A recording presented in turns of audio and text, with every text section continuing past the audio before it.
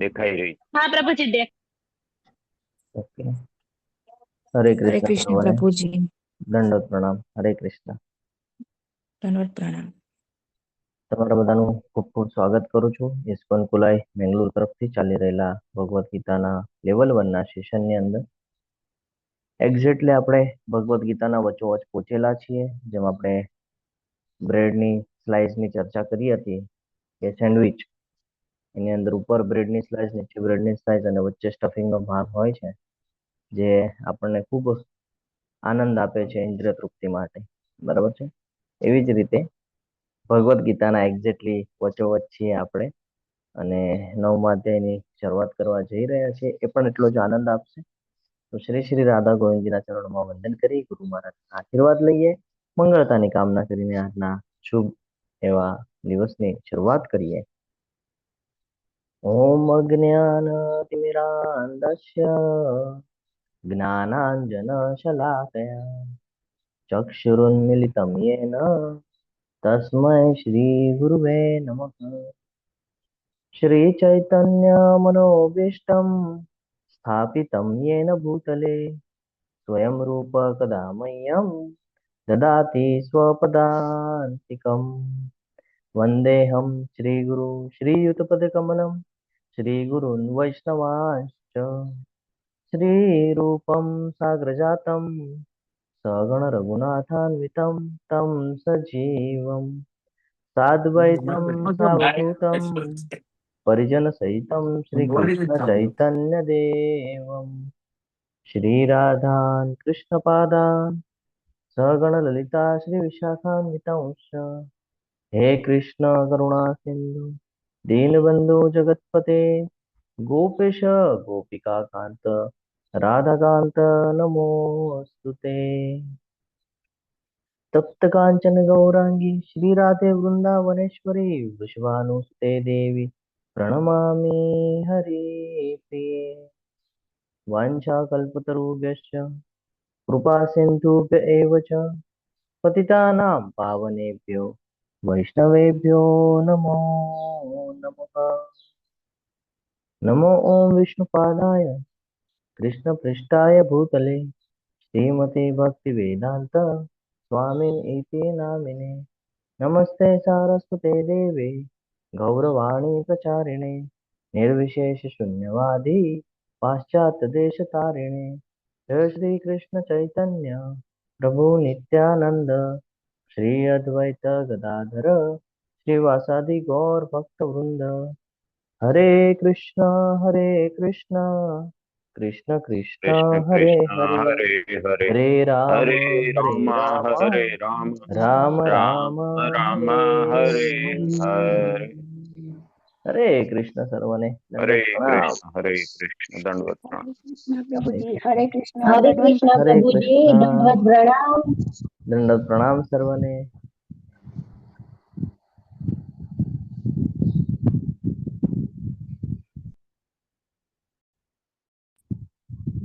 हरे कृष्ण प्रभु जी। હરે કૃષ્ણ. તમે કહેશો પ્રભુજી આજે કેમ સ્લોલી શરૂઆત કરી રહ્યા છો? તો આજે બહુ મહત્વનો અધ્યાય છે અને બધા આજે જોડાણા નથી. જ્યારે કે આપણો ક્લાસનો સમય 8 વાગ્યાનો છે, તો એવી ઈચ્છા થાય કે બધા આવી જાય, કોઈનું કાંઈ રહી ન જાય. અચ્છા, આપણા બધામાંથી કેટલા લોકો પાસે Bhagavad Gita as it is handbook હાથમાં છે?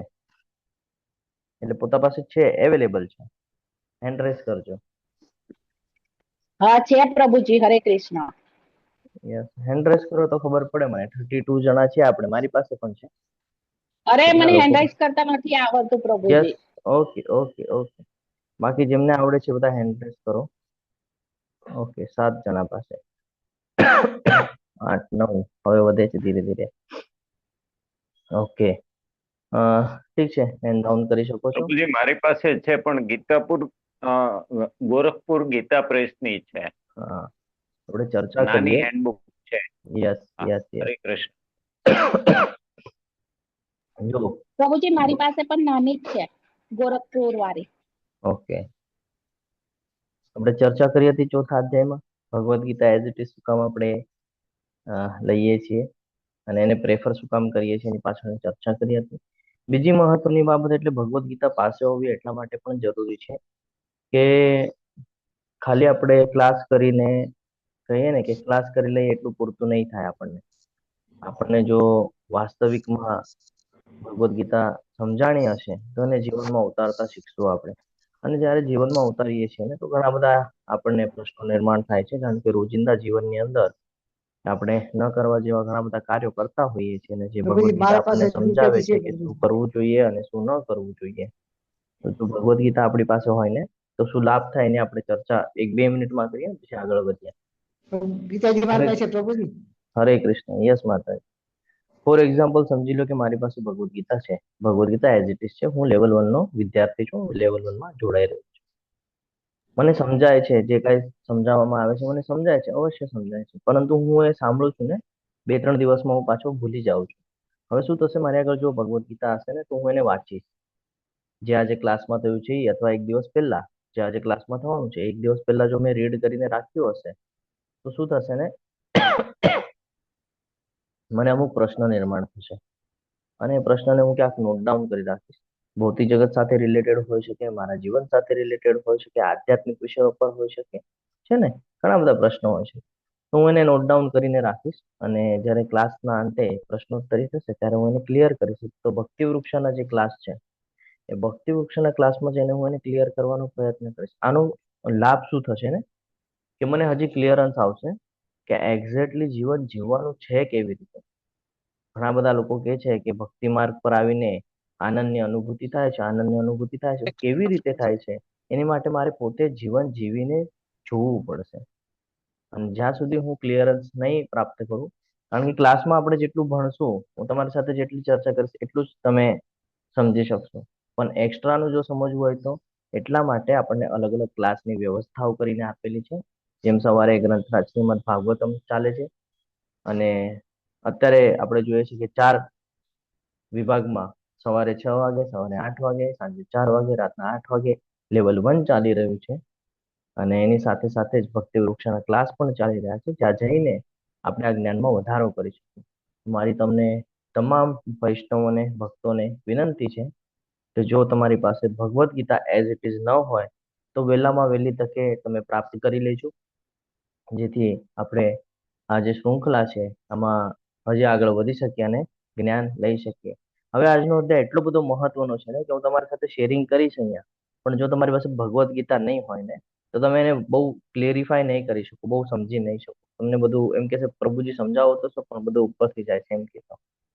એટલા માટે બહુ સમજવું જરૂરી છે. અધ્યાયનું નામ છે પરમ ગુહ્ય જ્ઞાન, સૌથી ગોપનીય જ્ઞાન. આનાથી પહેલા પણ આપણને જ્ઞાન મળેલું છે. એ કયું જ્ઞાન હતું?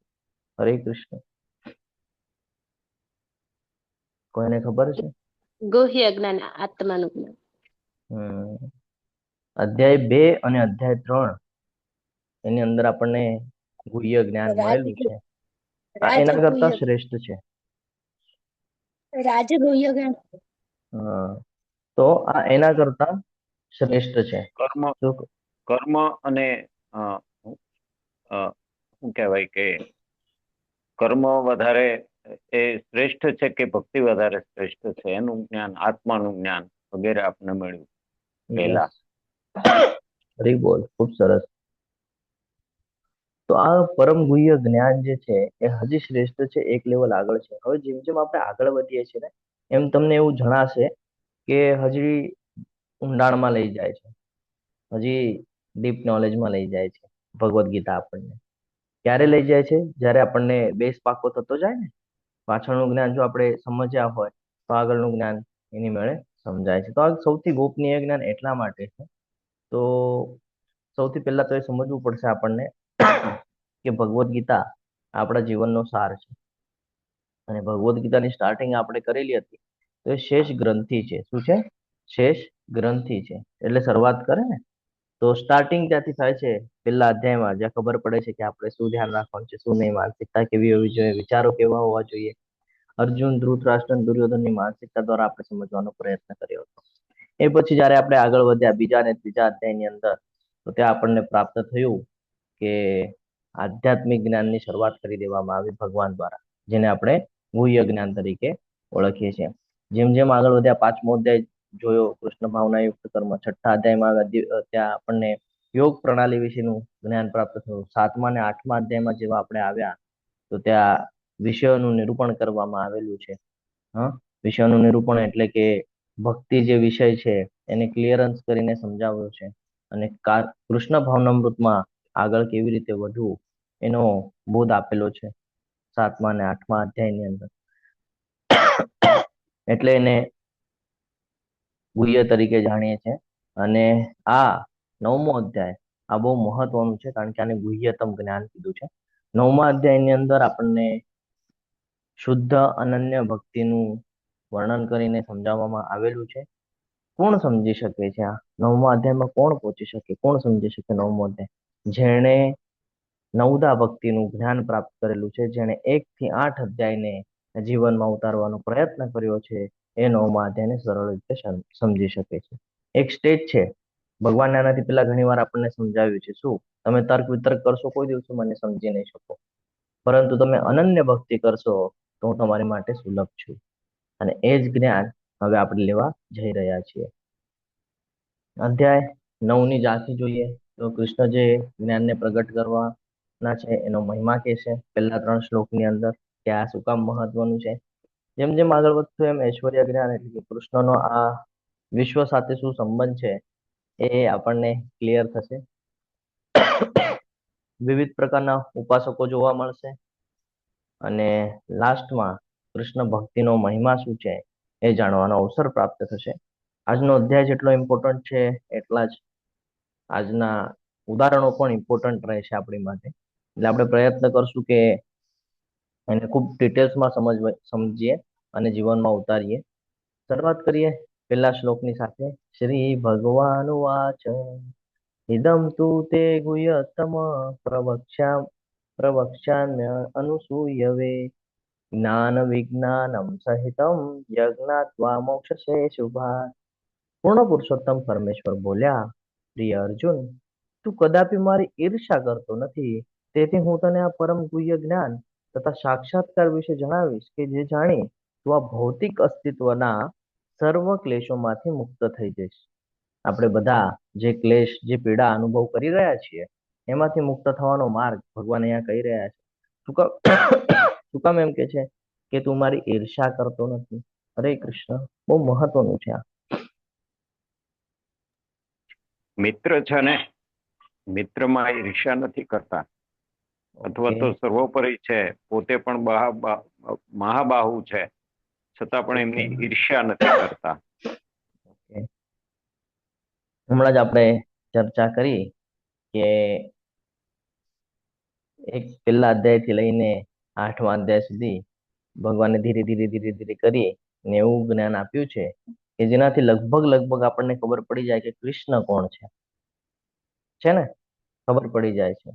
તો આ સમજવું ખૂબ જરૂરી છે. અર્જુનજીને પણ હવે ક્લિયરન્સ આવી ગયું છે કે મારી સાથે એક એવી શક્તિ વિદ્યમાન છે જે સંપૂર્ણ સૃષ્ટિને ચલાવી રહી છે, અને એટલા માટે એ ઈર્ષ્યા નથી કરતા કોઈ દિવસે, અને એ મિત્ર તરીકે છે. તો હવે ભગવાન પણ એને જ્ઞાન ક્યારે આપે છે? જ્યારે એક કેટેગરી, એક લેવલ ઉપર આવે છે ને અર્જુનજી, ત્યારે એને આ જ્ઞાન આપે છે. હવે બીજી બાબત એ પણ સમજવી જરૂરી છે કે જ્ઞાન ખાલી માહિતી આપવાથી મળશે કે? હરે કૃષ્ણ. આને જ્ઞાન વિજ્ઞાન યોગ પણ કીધેલો છે. તો જ્ઞાન ખાલી માહિતી આપવાથી સમજાઈ જાય છે? જેમ સ્ટાર્ટિંગમાં મેં તમારી સાથે શેર કર્યું.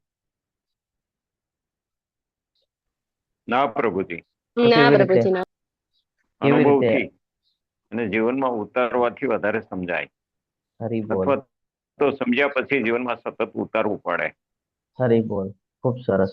આ શ્લોકનો મેઇન ભાવાર્થ છે જે આપણને શીલા પ્રભુપાદજીના તાત્પર્ય દ્વારા સમજવાનો છે કે જ્ઞાન ખાલી માહિતી નથી, પરંતુ જ્ઞાન એટલે કે ભગવાનને સમજવું એ જ્ઞાન છે. અને વિજ્ઞાન એટલે કે ભક્તિમય જીવનમાં આનો અનુભવ કરવો, આને કહેવાય છે વિજ્ઞાન. આ જે જ્ઞાન છે એનો અનુભવ કરવાને કહેવાય છે વિજ્ઞાન. તો ભગવાન ક્યારે કહે છે આ?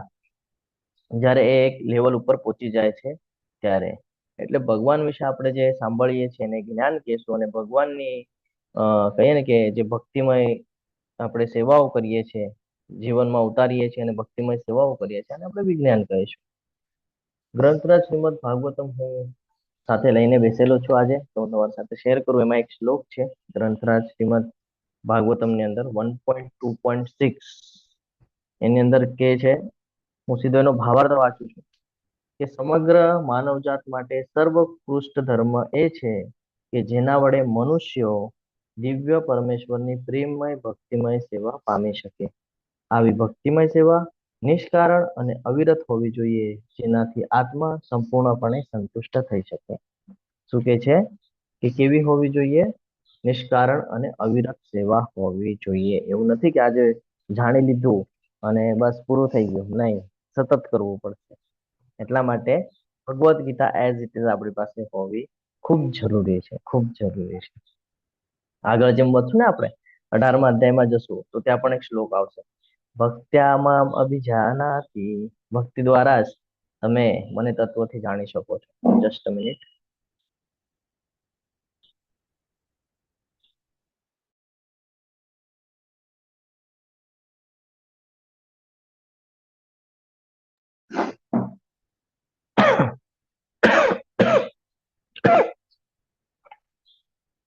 હા, તો 18મા અધ્યાયના 55મા શ્લોકમાં પણ આપણને જ્ઞાન પ્રાપ્ત થશે કે ખાલી ભક્તિ દ્વારા જ ભગવાનને જાણી શકાય છે. એક એક્ઝામ્પલ આપણે લઈએ તો ઘણા બધા લોકો યુટ્યુબ જોતા હોય છે.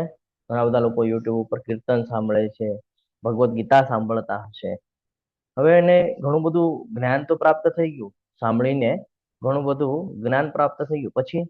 પછી આગળનું શું? તો કે હવે એને વિજ્ઞાનમાં પરિવર્તિત કરવું પડશે. વિજ્ઞાનમાં એટલે શું? રોજ હરિનામ કીર્તન કરે, બરાબર છે, નિયમિત રૂપે જપ કરે, ભગવાનને ભોગ અર્પણ કરીને પ્રસાદ ગ્રહણ કરે, હરે કૃષ્ણ, પ્રસાદ ગ્રહણ કરે, વૈષ્ણવોની, ભક્તોની અને ભગવાનની સેવા કરે. સૌથી મહત્વનું, ગુસ્સો અને અહંકાર ઓછો કરે, હા, અને ભગવાનને પોતાના જીવનનું કેન્દ્ર બિંદુ બનાવે. તો આને આપણે કહી શકીએ કે જ્ઞાન અને વિજ્ઞાન આ બંને આપણે ફોલો કરી રહ્યા છીએ. સમજાય છે? હરે કૃષ્ણ. હા પ્રભુજી, હરે કૃષ્ણ. એટલે હા હા આ પ્રભુ. શ્લોકનો પ્રભુજી. આ શ્લોકનો મિનિંગ આપણે એવો લઈ શકીએ છીએ કે ખાલી કૃષ્ણને જાણવું પૂરતું નથી, પરંતુ ભગવાનની કહીએ ને કે સેવા કરવી, ભક્તિ કરવી, અને એ જીવન જીવવું, એટલે આપણે સમજી શકીએ છીએ કે આપણા જીવનમાં પરિવર્તન નિશ્ચિત રૂપે થઈ રહ્યું છે. અને આપણા અંદર જે અશુભ કાર્યો છે, અશુભ વિચારો છે, જે બંધનમાં આપણને બાંધે છે, એનાથી આપણે મુક્ત થઈ શકીએ છીએ. આ શ્લોકમાંથી એ સમજાય છે. તો ભગવાન એટલા માટે અર્જુનને કહે છે કે ઈર્ષ્યા નથી કરતો. ઈર્ષ્યા શા માટે નથી કરતો? કારણ કે એ આને જીવી રહ્યા છે. સમજાઈ ગયું હવે?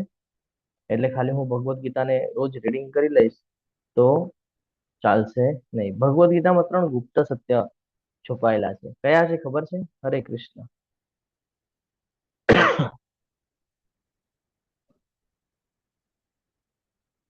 હરે કૃષ્ણ. રાજવિદ્યા રાજગુહ્ય પવિત્રમ ઉત્તમમ. આગળનો શ્લોક જ છે. ગુહ્યતમ ને ગુહ્યતર. યસ, હરી બોલ. ગુહ્ય, ગુહ્યતમ અને ગુહ્યતર. રેડી રહેજો જૂના પાર્ટિસિપેન્ટ, હું પ્રશ્ન પૂછીશ. તો આ જ્ઞાન સર્વ વિદ્યાઓનો રાજા છે, જે સર્વ રહસ્યોમાં સર્વાધિક ગુહ્ય છે. તે વિશુદ્ધ. બેકગ્રાઉન્ડમાં વોઇસ આવે છે તમને? હરે કૃષ્ણ. ના પ્રભુજી, નથી ઓકે, આવતો. ઓકે. હરે આ કૃષ્ણ. જ્ઞાન સર્વ વિદ્યાઓનો રાજા છે, જે સર્વ રહસ્યોમાં સર્વાધિક ગુહ્ય છે. સૌથી સિક્રેટ નોલેજ. ગઈકાલે પણ આપણને કંઈક પ્રાપ્ત થયું હતું, આજે પણ હજી એનાથી સિક્રેટ પ્રાપ્ત થઈ રહ્યું છે. તે વિશુદ્ધતમ જ્ઞાન છે અને આત્મ સાક્ષાત્કાર દ્વારા આત્માનો પ્રત્યક્ષ અનુભવ કરાવે છે. તેથી તે ધર્મની પૂર્ણતા પણ છે. તે અવિનાશી છે અને આચરવામાં પણ સુખદ છે. તો કયા ગુપ્ત સત્ય છે 3 આમાં? હરે કૃષ્ણ. હમણાં જ ચર્ચા કરી આપણે, અને શ્લોકમાં લખેલું છે. હું કોણ છું, ભગવાન કોણ છે, ને આપણો ભગવાન સાથે સંબંધ શું છે? યસ, હરી બોલ. ખૂબ સરસ. આ જાણવું ખૂબ જરૂરી છે. આ શ્લોકમાં આ જ સમજવા જેવું છે કે હું કોણ છું, જે બીજા અધ્યાયમાં આપણને પ્રાપ્ત થયું છે.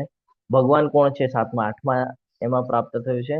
અને આપણો ભગવાન સાથેનો સંબંધ શું છે, એ હવે આપણે સમજી રહ્યા છે અહીંયા ને જ્ઞાન પ્રાપ્ત કરી રહ્યા છે. રાજવિદ્યા એટલે કે વિદ્યાઓનો રાજા, એટલે કે ભક્તિનું જ્ઞાન. કારણ કે બધી વિદ્યા, તમે કોઈ પણ વિદ્યા લઈ લો, હું ભૌતિક જગતની સ્કૂલની વાત નથી કરતો, હું આધ્યાત્મિક લેવલની વાત કરું છું. કારણ કે સ્કૂલમાં જે આપણે ભણીએ છીએ આપણને લગભગ કઈ કામ આવતું નથી, લગભગ ભૌતિક જગતમાં છે ને જે શીખીએ છીએ એનાથી અલગ જ કંઈક આપણે કરતા હોઈએ છીએ. જે ભણીએ છીએ એવું તો કઈ કરતા નથી હોતા. કોઈ પણ શાસ્ત્ર જ્યારે તમે લ્યો છો ને હાથમાં, તો એનું એક કેન્દ્ર બિંદુ હોય છે કે શાસ્ત્ર તમને કઈ દિશા તરફ દોરી રહ્યું છે. તો કયા દિશા તરફ તમારે જવાનું છે, તો કયા કોની ઉપાસના કરવાની છે, શું કામ કરવાની છે, એની પાછળનું મંતવ્ય શું છે, વિચારધારણા શું છે, એ ખબર પડે છે. તો બધાના એન્ડ પોઈન્ટ પર છે ને વિષ્ણુ અને કૃષ્ણ જ દેખાશે તમને મોસ્ટલી. તમે શાસ્ત્ર જો વાંચ્યા હશે, ઘણા બધા લોકો અહીંયા સિનિયર પણ છે, શાસ્ત્ર વાંચ્યા હશે તો તમને ખબર હશે કે ભાઈ અંતે તો એક જ કહે છે કે ભાઈ ભક્તિમય સેવામાં આવી જાઓ. તો આ રાજવિદ્યા એટલે છે કે ભક્તિનું જ્ઞાન આપણને પ્રોવાઈડ થઈ રહ્યું છે. ભૌતિક જગતની અંદર આપણે કહીએ ને કે પૈસા માટે હા પછી આ બધું જ્ઞાન, સ્કૂલનું જ્ઞાન લઈએ છીએ, ટેકનોલોજીનું જ્ઞાન લેતા હોઈએ છીએ, વ્યવસાય કેવી રીતે કરવો એનું જ્ઞાન લેતા હોય છે, ઘણું બધું જ્ઞાન આપણે મેળવીએ છીએ. પરંતુ આ જ્ઞાન જે છે એ એવું જ્ઞાન છે, એટલા માટે રાજ્ય વિદ્યા કીધું છે કે ભૌતિક જગતનું જ્ઞાન આપણો ઉદ્ધાર નથી કરતું, જન્મ મૃત્યુના ચક્રમાં આપણને લાવે છે. જ્યારે કે આ જ્ઞાન પ્રાપ્ત કર્યા પછી આપણો ઉદ્ધાર થઈ જાય છે, જન્મ મૃત્યુના બંધનમાંથી મુક્ત કરી નાખે છે. એટલા માટે આ વિદ્યાઓનો રાજા છે. આ સમજવું ખૂબ જરૂરી છે. એટલા માટે આને રાજવિદ્યા કીધેલું છે કે તમામ વિદ્યાઓમાં સૌથી શ્રેષ્ઠ છે રાજગુહ્ય. રાજગુહ્ય એટલે શું? અત્યંત રહસ્યમય, અત્યંત ગૂઢ જ્ઞાન છે, અત્યંત ડીપ નોલેજ છે. ગઈકાલે જ આપણને ભગવાને એ જ્ઞાન પ્રાપ્ત કરાવ્યું કે તમારા હાથમાં છે તમારે નેક્સ્ટ બર્થ કયો જોઈએ છે. આવું જ્ઞાન આપણને સ્કૂલ કોલેજમાં આપવામાં આવે છે કે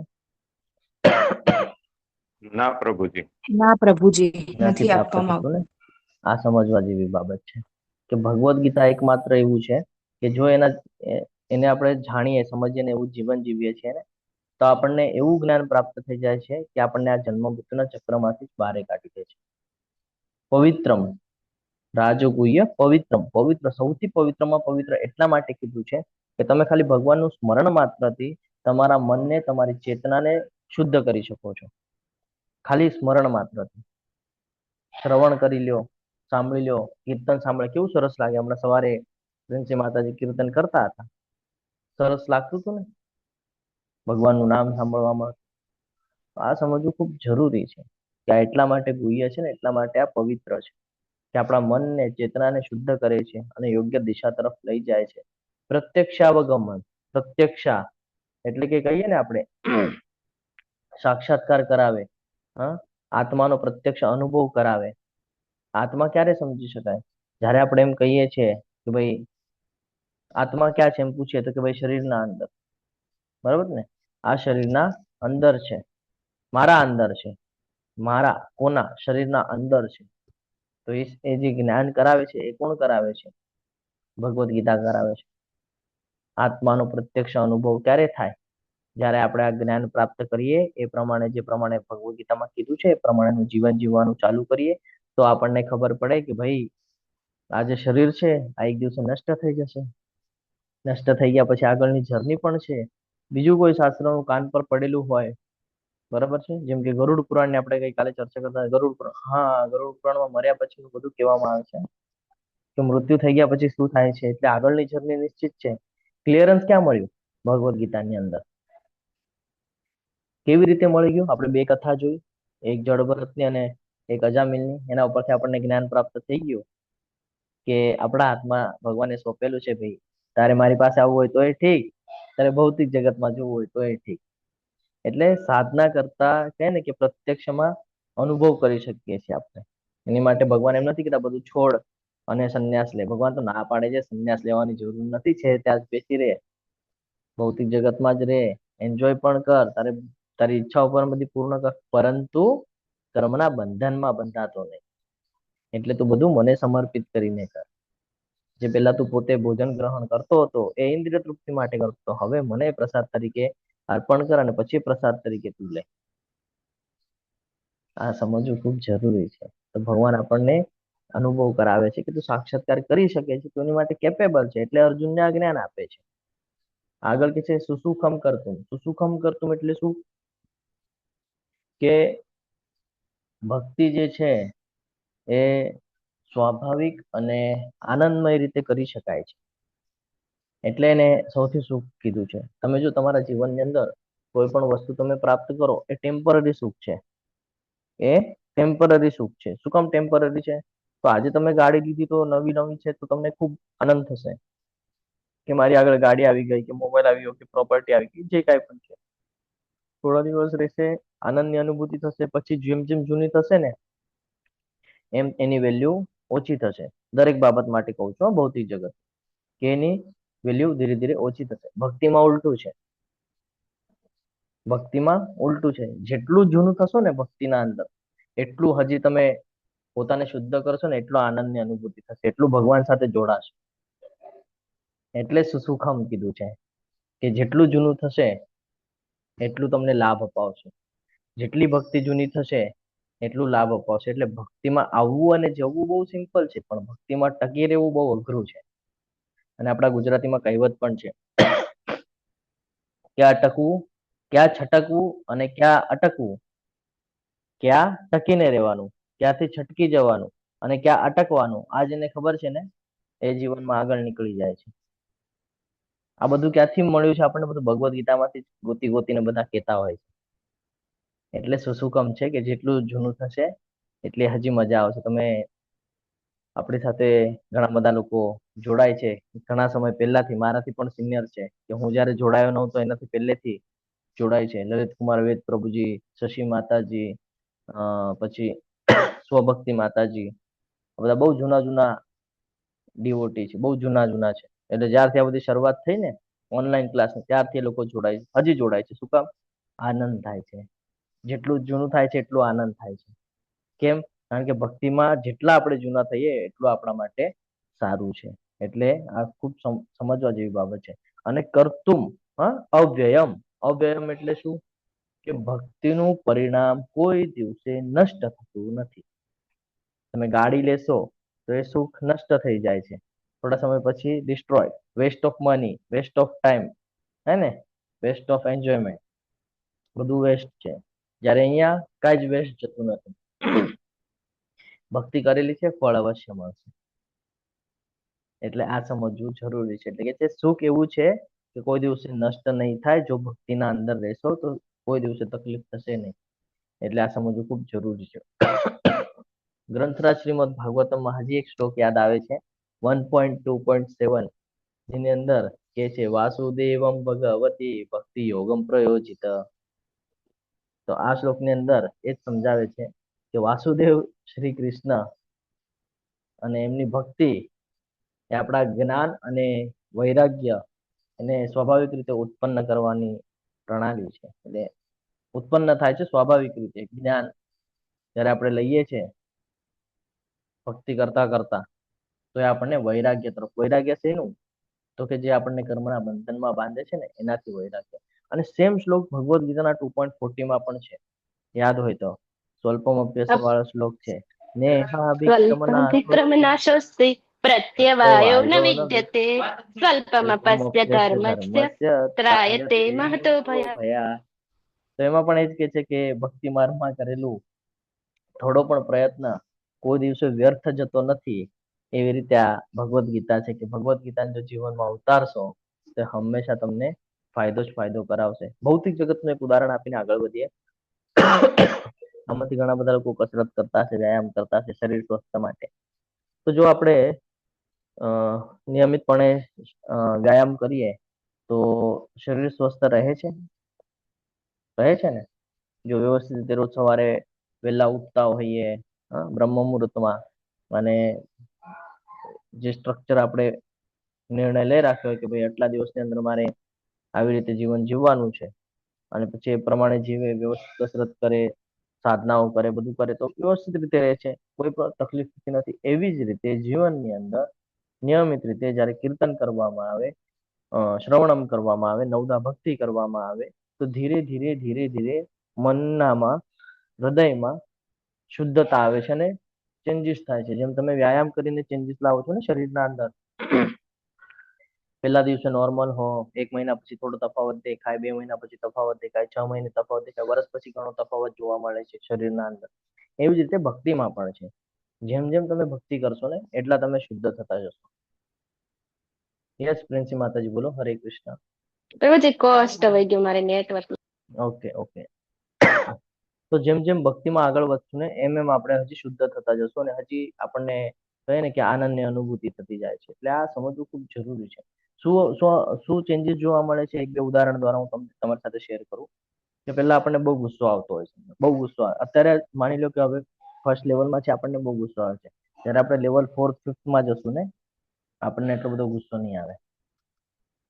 ગુસ્સો જ નહીં આવે. સામેવાળો કેટલું પણ કાંઈ બોલશે, ગુસ્સો નહીં આવે. ધીરે ધીરે એના પર નિયંત્રણ કરતા શીખી જઈએ છીએ.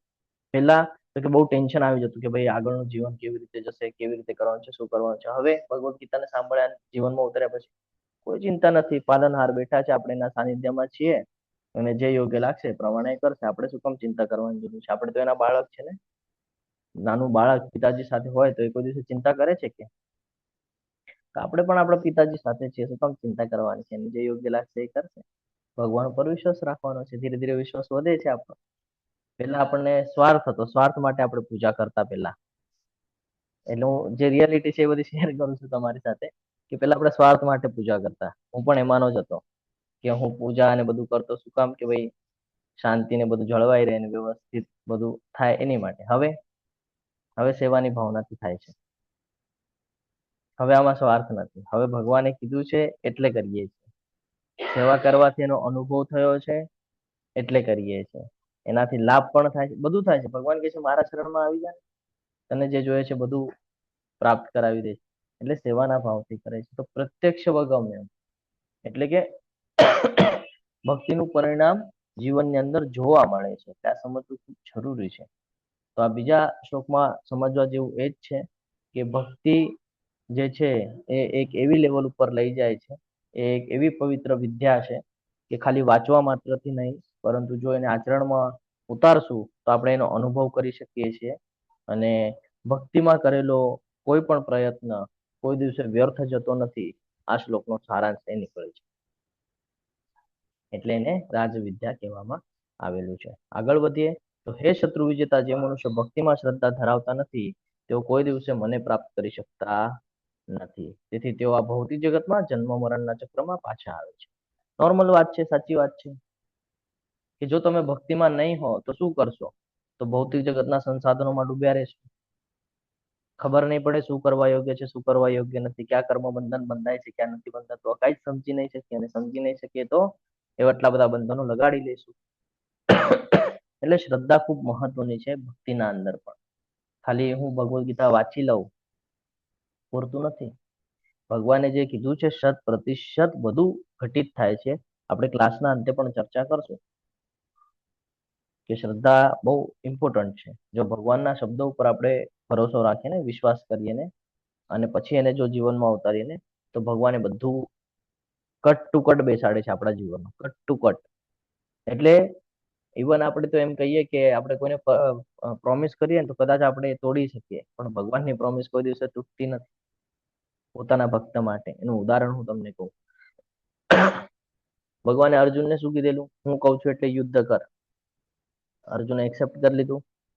જ્યારે ભગવદ્ ગીતા સમજાઈ ગઈ તો એક્સેપ્ટ કરી લીધું અર્જુને કે હા યુદ્ધ કરું છું. એ પછી તમે વિચાર કરજો કેટલી એવી ઘટનાઓ થઈ છે કે અર્જુન જે હારી જાત. મહાભારત જો વાંચ્યું હોય તો ઘણી બધી એવી ઘટનાઓ છે કે અર્જુન ક્યારે જ હારી જાત જો ભગવાન કૃષ્ણ ત્યાં ઉભા ન હોત તો.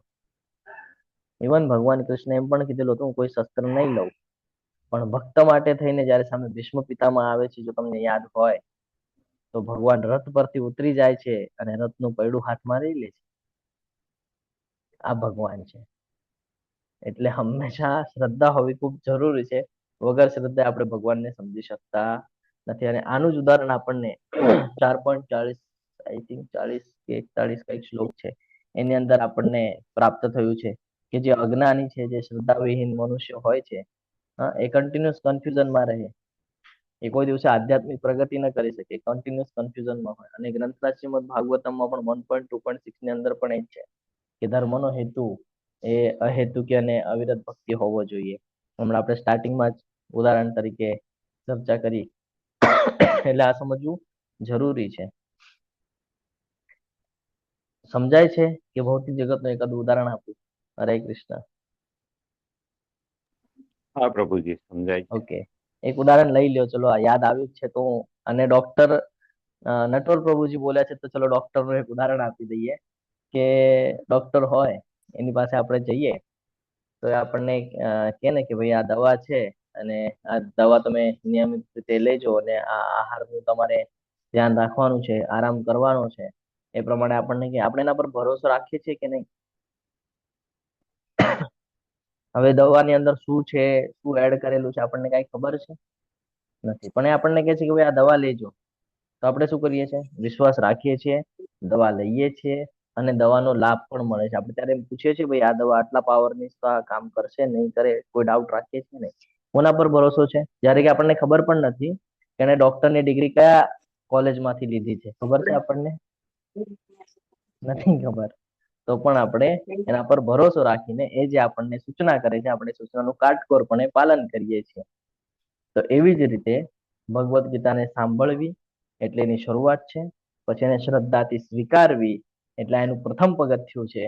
પછી ભક્તિમય આચરણ લાવવું, બરાબર છે, ધીરે ધીરે ભક્તિમાં દ્રઢ થવું એટલે એનો અનુભવ થાય છે. જેમ આપણે ગોળી ખાઈએ, હું તમને મેચ કરીને કહું છું, ભૌતિક જગત આધ્યાત્મિક બંને, બરાબર છે. શરૂઆત ડોક્ટર પાસે ગયા એટલે કે ગીતા સાંભળી, બરાબર.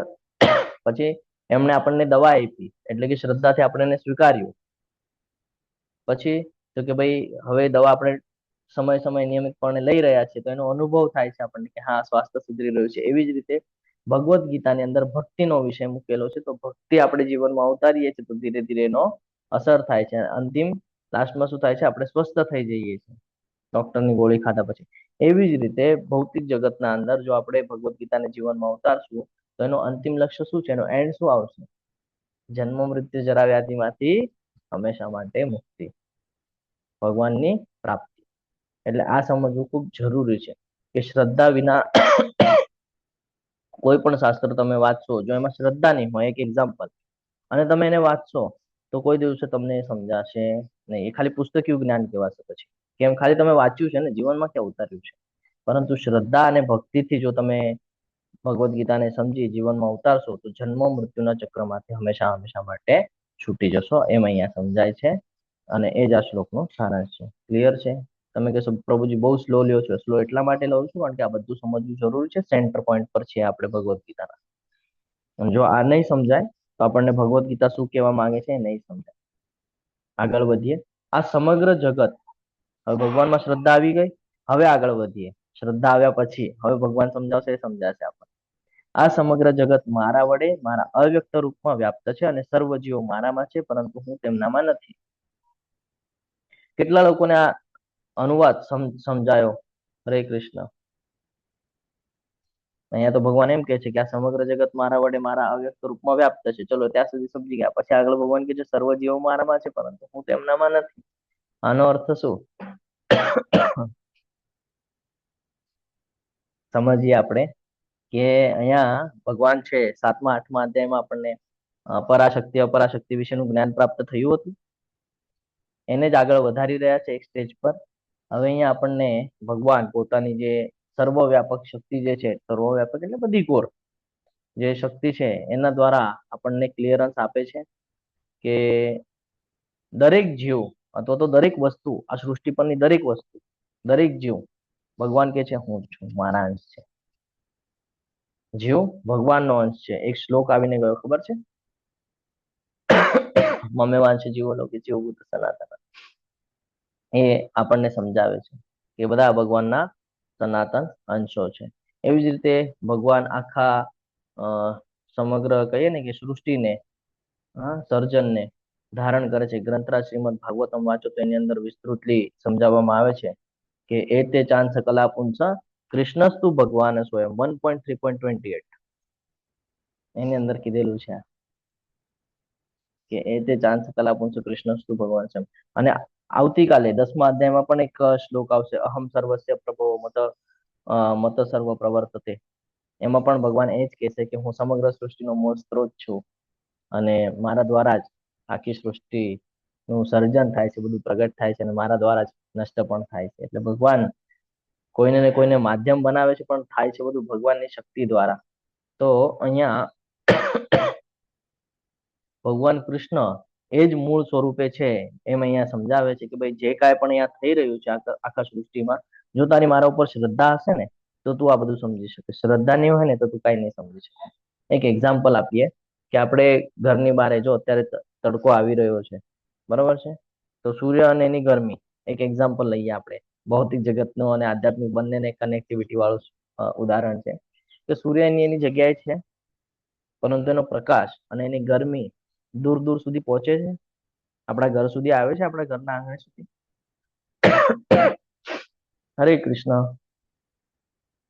હા પ્રભુજી આવે છે. હા એવી પ્રભુજી જ આવે રીતે છે. ભગવાન પણ ક્યાં છે? ગોલોક વૃંદાવનમાં બેસેલા છે અને ત્યાંથી પોતાની શક્તિથી સમગ્ર જગતમાં એ વ્યાપ્ત છે. સમજાય છે? એટલે ભગવાનની શક્તિ સીમિત નથી. આ અહીંયા ક્લિયર થાય છે આપણને. અને આ જ છે અચિંત્ય ભેદાભેદ, કે ભગવાન અહીંયા સમજાવે છે કે બધા જીવો મારી અંદર છે, પરંતુ હું તેમનામાં નથી. મારી અંદર છે ત્યારે તમે માઇન્ડમાં તરત આપણને મહાવિષ્ણુ, કર્ણદક્ષાય વિષ્ણુની યાદ આવવી જોઈએ કે બધું એમના અંદર સમાવેલું છે અને હું તેમનામાં નથી. એટલે ભગવાન આ જે ભૌતિક જગત છે એનાથી બારે છે. સમજાય છે? ભગવાનને માયાદેવી ટચ કરી શકતી નથી, જ્યારે બ્રહ્માજીથી માંડીને 14 લોક ઉપર માયાદેવીનો પ્રભાવ છે. સમજાય છે?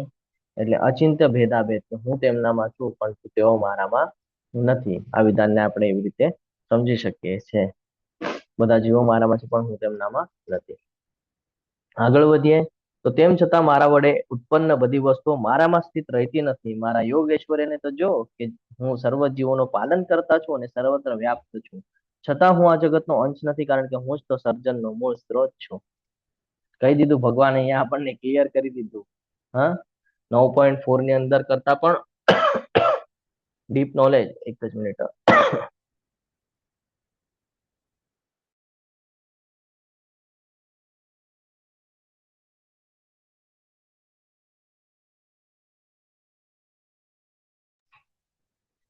એની કરતા પણ ડીપ નોલેજ ભગવાન અહીંયા આપણને ક્લિયર કરી રહ્યા છે આ શ્લોકની અંદર. છે ને કે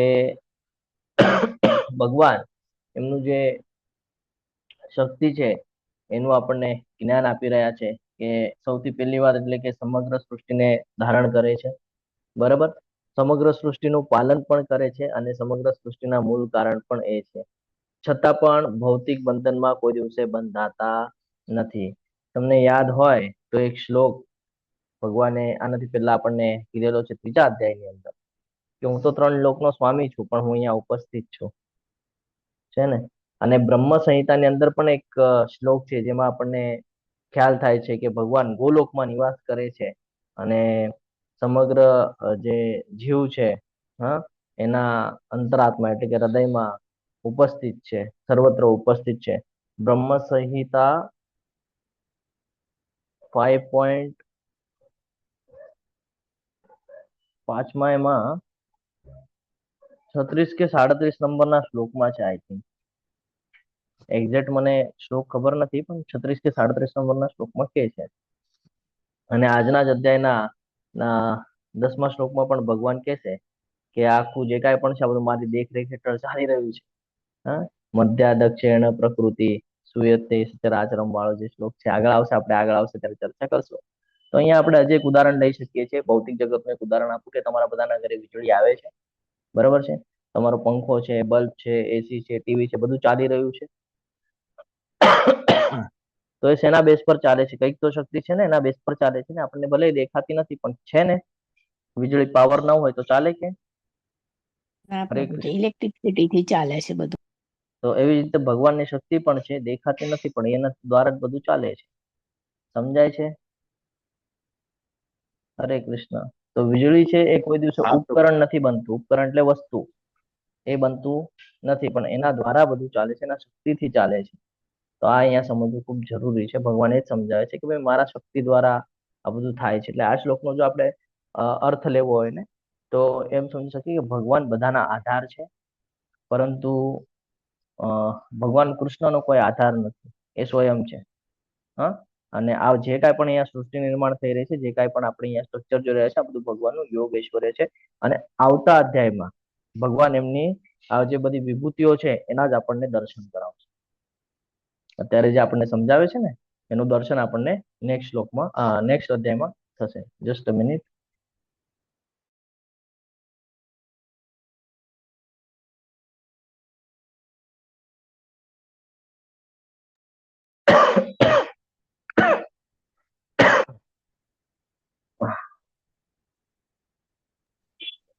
પ્રભુજી, હા બોલો. હરે હરે કૃષ્ણ. કૃષ્ણ. યસ એ પ્રભુજી. મને એક વસ્તુ સમજાતી નથી કે હમ પાલન કરતા છું, સર્વત્ર વ્યાપ્ત છું, છતાં હું આ જગતનો અંશ નથી. તમે યસ. બધા મારામાં છો પણ હું તમારામાં નથી. એ યસ. સમજાવો જરા. હા, હરે જો કૃષ્ણ.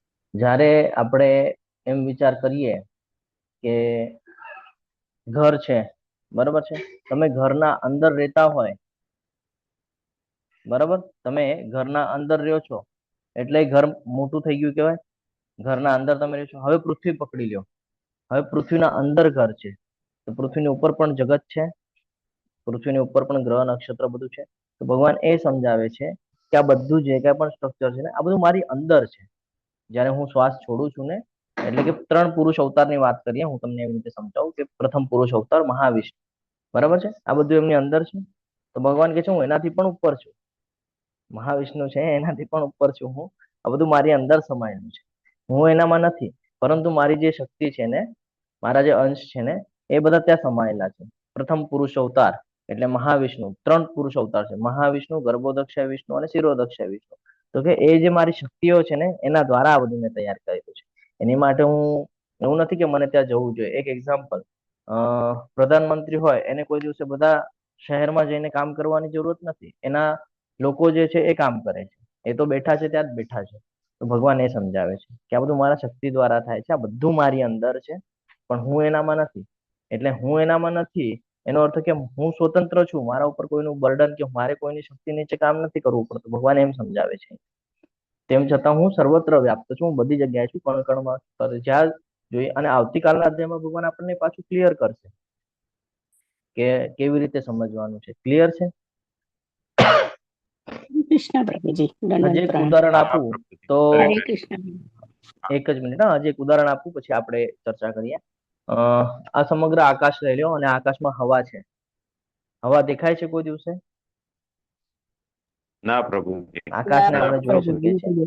એટલે આકાશ એટલે આપણે એમ સમજીએ કે ભગવાનનો આધાર, અને હવા એટલે આપણે બધા જીવો, જે આપણને આપણે કહીએ ને આત્મા તરીકે આપણે સમજતા નથી પોતાને. તો વાયુ હંમેશા આકાશમાં રહે છે. હા, આકાશ વિના વાયુનું અસ્તિત્વ શક્ય છે કે? આકાશ ન હોય તો વાયુને કોઈ વેલ્યુ છે? ના, નથી. ના પ્રભુ. ના નથી. અને પ્રભુજી આકાશ નથી. શું વાયુથી બંધાયેલું છે? વાયુથી ના, બંધાયેલું ના છે પ્રભુ. આકાશ? બસ, તો આ એક ના. ઉદાહરણ છે કે જેટલા પણ જીવો છે ને આ બધા ભગવાનની શક્તિ ઉપર આધારિત છે. એટલે ભગવાનની ઈચ્છાથી જ થાય છે. એક પાંદડું પણ પડે ને તો એ ભગવાનની ઈચ્છા વગર પડતું નથી. ભગવાન એની જે સ્થિતિ છે અને એના જે અસ્તિત્વ છે એના આધાર છે, જો આપણે સમજીએ તો. અને હરે કૃષ્ણ પ્રભુજી, એક દરિયાનું ઉદાહરણ હજી આપી દો ને એટલે સમજાઈ જશે. Yes yes yes yes yes, દરિયાનું ઉદાહરણ પણ આપી શકાય છે. દરિયાનું કરતા હું માછલીનું એક ઉદાહરણ આપું. માછલી અને પાણીનું ઉદાહરણ આપું તમને. દરિયા કરતા એ પણ તમને સિમ્પલ કરી દઉં હજી, કે માછલી છે એ પાણીના અંદર રહે છે. એનું આખું જીવન છે પાણી પર આધારિત છે, બરોબર ને? પાણીમાંથી કાઢે તો માછલી મૃત પામે છે. હરે. તો પાણી એ માછલી માટે મહત્વની વસ્તુ છે. પાણી ન હોય તો એ જીવન જીવી શકશે કે નહીં? પણ પાણીનું અસ્તિત્વ એક માછલી ઉપર આધારિત હોય છે કે કોઈ દિવસે? નથી હોતું ને. નહીં. માછલીને ડિપેન્ડ રહેવું પડે છે પાણી પર, પણ પાણીને કોઈ દિવસે માછલીની જરૂર પડે છે કે? એવી રીતે ભગવાનનું છે. આપણને ભગવાનની જરૂરત છે, આપણે ડિપેન્ડ છે ભગવાન ઉપર, પણ ભગવાનને આપણા ઉપર ડિપેન્ડ કરવાની જરૂરત નથી. સમજાય છે? હરે હા કૃષ્ણ. પ્રભુજી. ઓકે, હરે જો કૃષ્ણ. ન સમજાય તો તમે પૂછતા રહેજો, કારણ કે આ સમજવું ખૂબ જરૂરી હા છે. યસ, મતલબ કે આગળ. પ્રભુજી અટેન્ડન્ટ લિંક હરે મૂકી છે. કૃષ્ણ. યસ હા, યસ. હરે કૃષ્ણ પ્રભુજી. હરે કૃષ્ણ. મતલબ કે ભગવાન આપણામાં છે ખરા, પણ નથી પણ, એવું પણ માની શકીએ. આને કહેવાય અચિંત્ય ભેદાભેદ. હું ભગવાન તમને લાસ્ટમાં ક્લિયર કરું છું પ્રભુજી. આ અચિંત્ય ભેદાભેદ લાસ્ટમાં ક્લિયર કરું છું.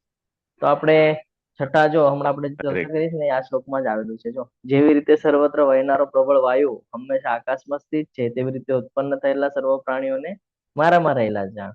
બરોબર છે? હે કુંતી પુત્ર, કલ્પનાના અંતે સમગ્ર ભૌતિક સર્જન મારી અંદર પ્રવેશે છે, અને અન્ય કલ્પનાના આરંભમાં હું તેમને મારી શક્તિથી ઉત્પન્ન કરું છું. લેફ્ટ સાઈડમાં જો આપણને દેખાય છે કે આ ભગવાન કૃષ્ણ અને એમનો પ્રથમ પુરુષ અવતાર, જે આપણે જોઈ શકીએ છીએ, એમના રૂપોમાંથી આ એક એક બ્રહ્માંડનું સર્જન થાય છે, અને દરેક બ્રહ્માંડની અંદર એક એક ગર્ભોદર્શય વિષ્ણુ આપણને નજરે ચડે છે ને? તો આ બધું ભગવાનની માધ્યમથી થાય છે. યસ માતાજી, એટેન્ડન્સ લિંક બધા ભરી દેજો. હરે હા કૃષ્ણ. પ્રભુજી, અને કોસ્ટ આપજો પાછું. ઓકે માતાજી.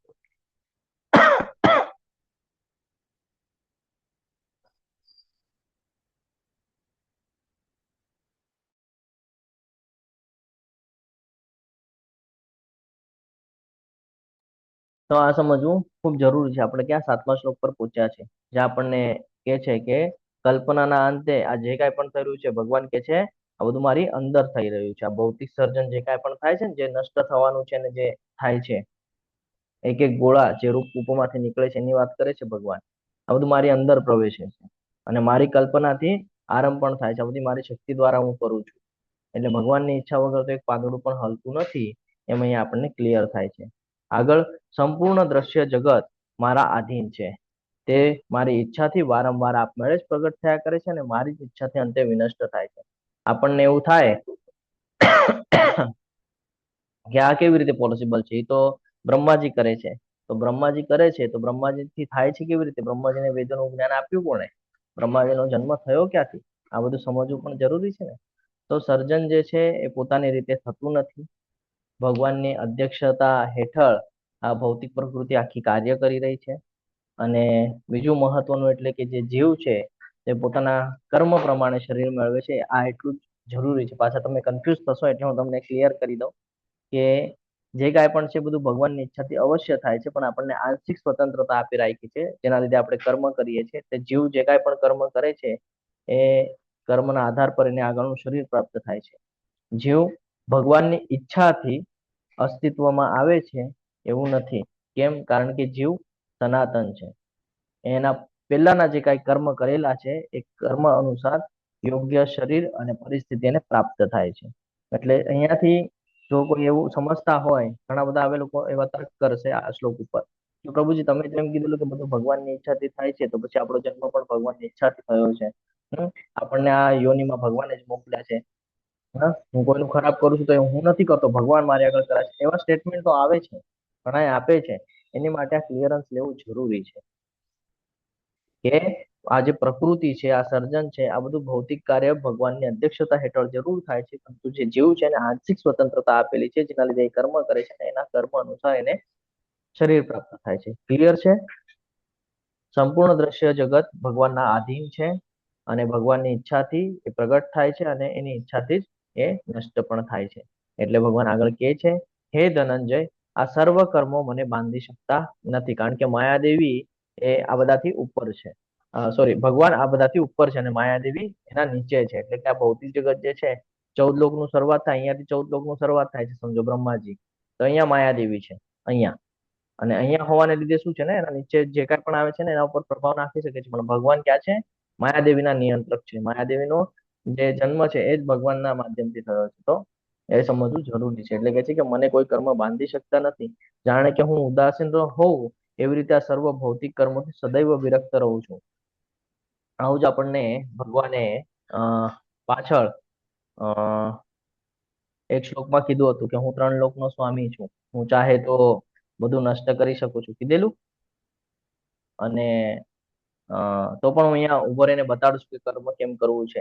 તો ભગવાન એ ફરીથી અહીંયા આપણને સમજાવે છે કે આ ત્રણેય ત્રણ લોકમાં મારી માટે કોઈ વ્યક્તિગત કર્તવ્ય રહેતું નથી કે છે, છતાં હું કર્મ કરું છું. આપણને ત્રીજા અધ્યાયના આઈ થિંક 21 કે 22માં શ્લોકમાં કીધેલું છે. મને એક્ઝેક્ટલી શ્લોક યાદ નથી એટલે હું શેર નથી કરતો, પણ એ કંઈક તો 21 કે 22માં શ્લોકમાં ભગવાન આપીએ છે આપણને. બરાબર છે, તો આ સમજવું જરૂરી છે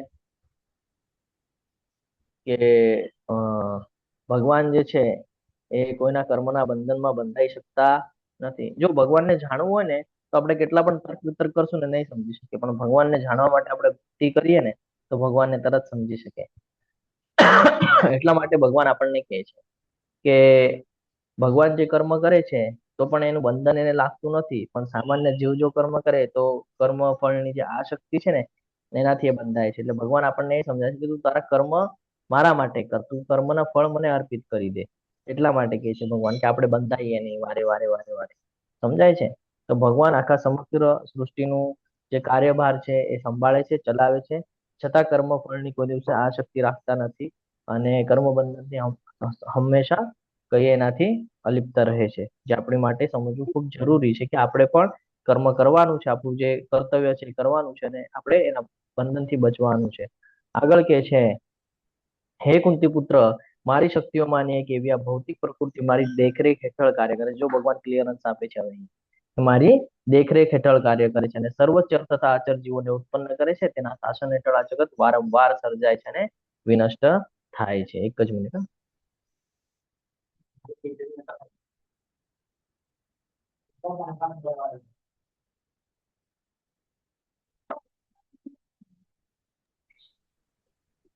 તો આ સમજવું જરૂરી છે. ભગવાન હવે અહીંયા કહે છે કે જે કાંઈ પણ થાય છે આ બધી મારી શક્તિઓમાંની એક છે, એટલે આ બધું મારા માધ્યમથી જ થાય છે. ભૌતિક પ્રકૃતિ કઈ શક્તિથી કાર્ય થાય છે? કઈ શક્તિ છે? આ પ્રકૃતિ સ્વતંત્ર છે કે નથી? કોઈ શક્તિ દ્વારા કાર્ય, કઈ શક્તિ છે? કયા બહિરંગ ગુણો શક્તિ, છે? બહિરંગ શક્તિ. હા, પણ ભૌતિક પ્રકૃતિ શેના હેઠળ કાર્ય કરે છે? ભગવાનની શક્તિઓ હેઠળ. પણ આપણે શેના હેઠળ આવીએ છીએ? આપણે માયાદેવી. કોઈ પ્રકૃતિ હેઠળ આવીએ છીએ. તટસ્થ માયાદેવી. માયાદેવી એટલે કોણ? માયાદેવી. તો કે સત્વગુણ, રજોગુણ અને તમોગુણ. એના આધારે આપણે જો અહીંયા શું કીધું છે, વારંવાર જન્મ અને મૃત્યુ શું કામ થાય છે આપણું? આપણે માયાદેવીના ચક્રમાં ફસાઈએ છીએ એટલે. જ્યારે કે ભગવાન અહીંયા શું કહે છે કે આ જે કાંઈ પણ તમને ચર અચર જે જીવો ઉત્પન્ન થાય છે ને આ બધા મારા શાસન હેઠળ થાય છે. એટલે અવશ્ય ભગવાનની કહીએ ને કે ભગવાનની કૃપા જ્યાં સુધી આપણા ઉપર હશે નહીં ને ત્યાં સુધી આપણો ઉદ્ધાર નિશ્ચિત નથી. એ અહીંયા સમજવા જેવી બાબત છે. એ અહીંયા સમજાય છે આપણને કે આ ત્રણ ગુણોના આધારે સર્જન, પાલન અને પરિવર્તન અવશ્ય થાય છે. પરંતુ સમગ્ર જે વ્યવસ્થા છે ને, સમગ્ર એટલે કે બધી, બરાબર છે, આ બધી જે વ્યવસ્થા છે ને આ ભગવાનના અધ્યક્ષતા હેઠળ ચાલે છે. જો વરુણ દેવને વરસાદ કરવો હોય ને તો પરમિશન લેવી પડે. જેમાં આપણે કોલેજનું ઉદાહરણ લઈએ કે કોઈ કોલેજમાં પ્રિન્સિપલને કોઈ નિયમો રાખવા હોય તો ટ્રસ્ટીની પરમિશન લેવી પડે કે હું કોલેજમાં આ નિયમો લગાડવા માંગુ. એવી રીતે વરુણ દેવને વરસાદ આપવો હોય, કોઈ બીજાને કાંઈ કાર્ય કરવું હોય ને તો એને પરમિશન લેવી પડે, એપ્રુવલ લેવું પડે અને એપ્રુવલ ભગવાન આપે છે. એટલે પ્રકૃતિ જ બધું કરે છે એ કેવું આપણી માટે અઘરું છે. ખાલી પ્રકૃતિથી બધું થતું નથી. ભગવાનના અધ્યક્ષતા હેઠળ, ભગવાનના માર્ગદર્શન હેઠળ આ બધું કાર્ય ચાલે છે. અને આનું જો તમને ક્લિયરન્સ જોઈતું હોય તો બ્રહ્મ સંહિતામાં 5.44 ના અંદર આ જ કીધું છે, જેને દુર્ગા દેવી તરીકે કીધું છે, જે માયા દેવી છે. કે દુર્ગા દેવી જે છે એ ભૌતિક જગતની જે વ્યવસ્થા છે એ સંભાળવાની એક શક્તિ છે. પરંતુ ગોવિંદમ આદિ પુરુષમ એટલે કે ગોવિંદ જે છે એના આદેશ અનુસાર એ કાર્ય કરે છે. કોણ? દુર્ગા દેવી. ક્યાં કીધું છે? બ્રહ્મ સંહિતા 5.44 ની અંદર. તમે ત્યાં જઈને ચેક કરી શકો છો. તો આ સમજવું જરૂરી છે.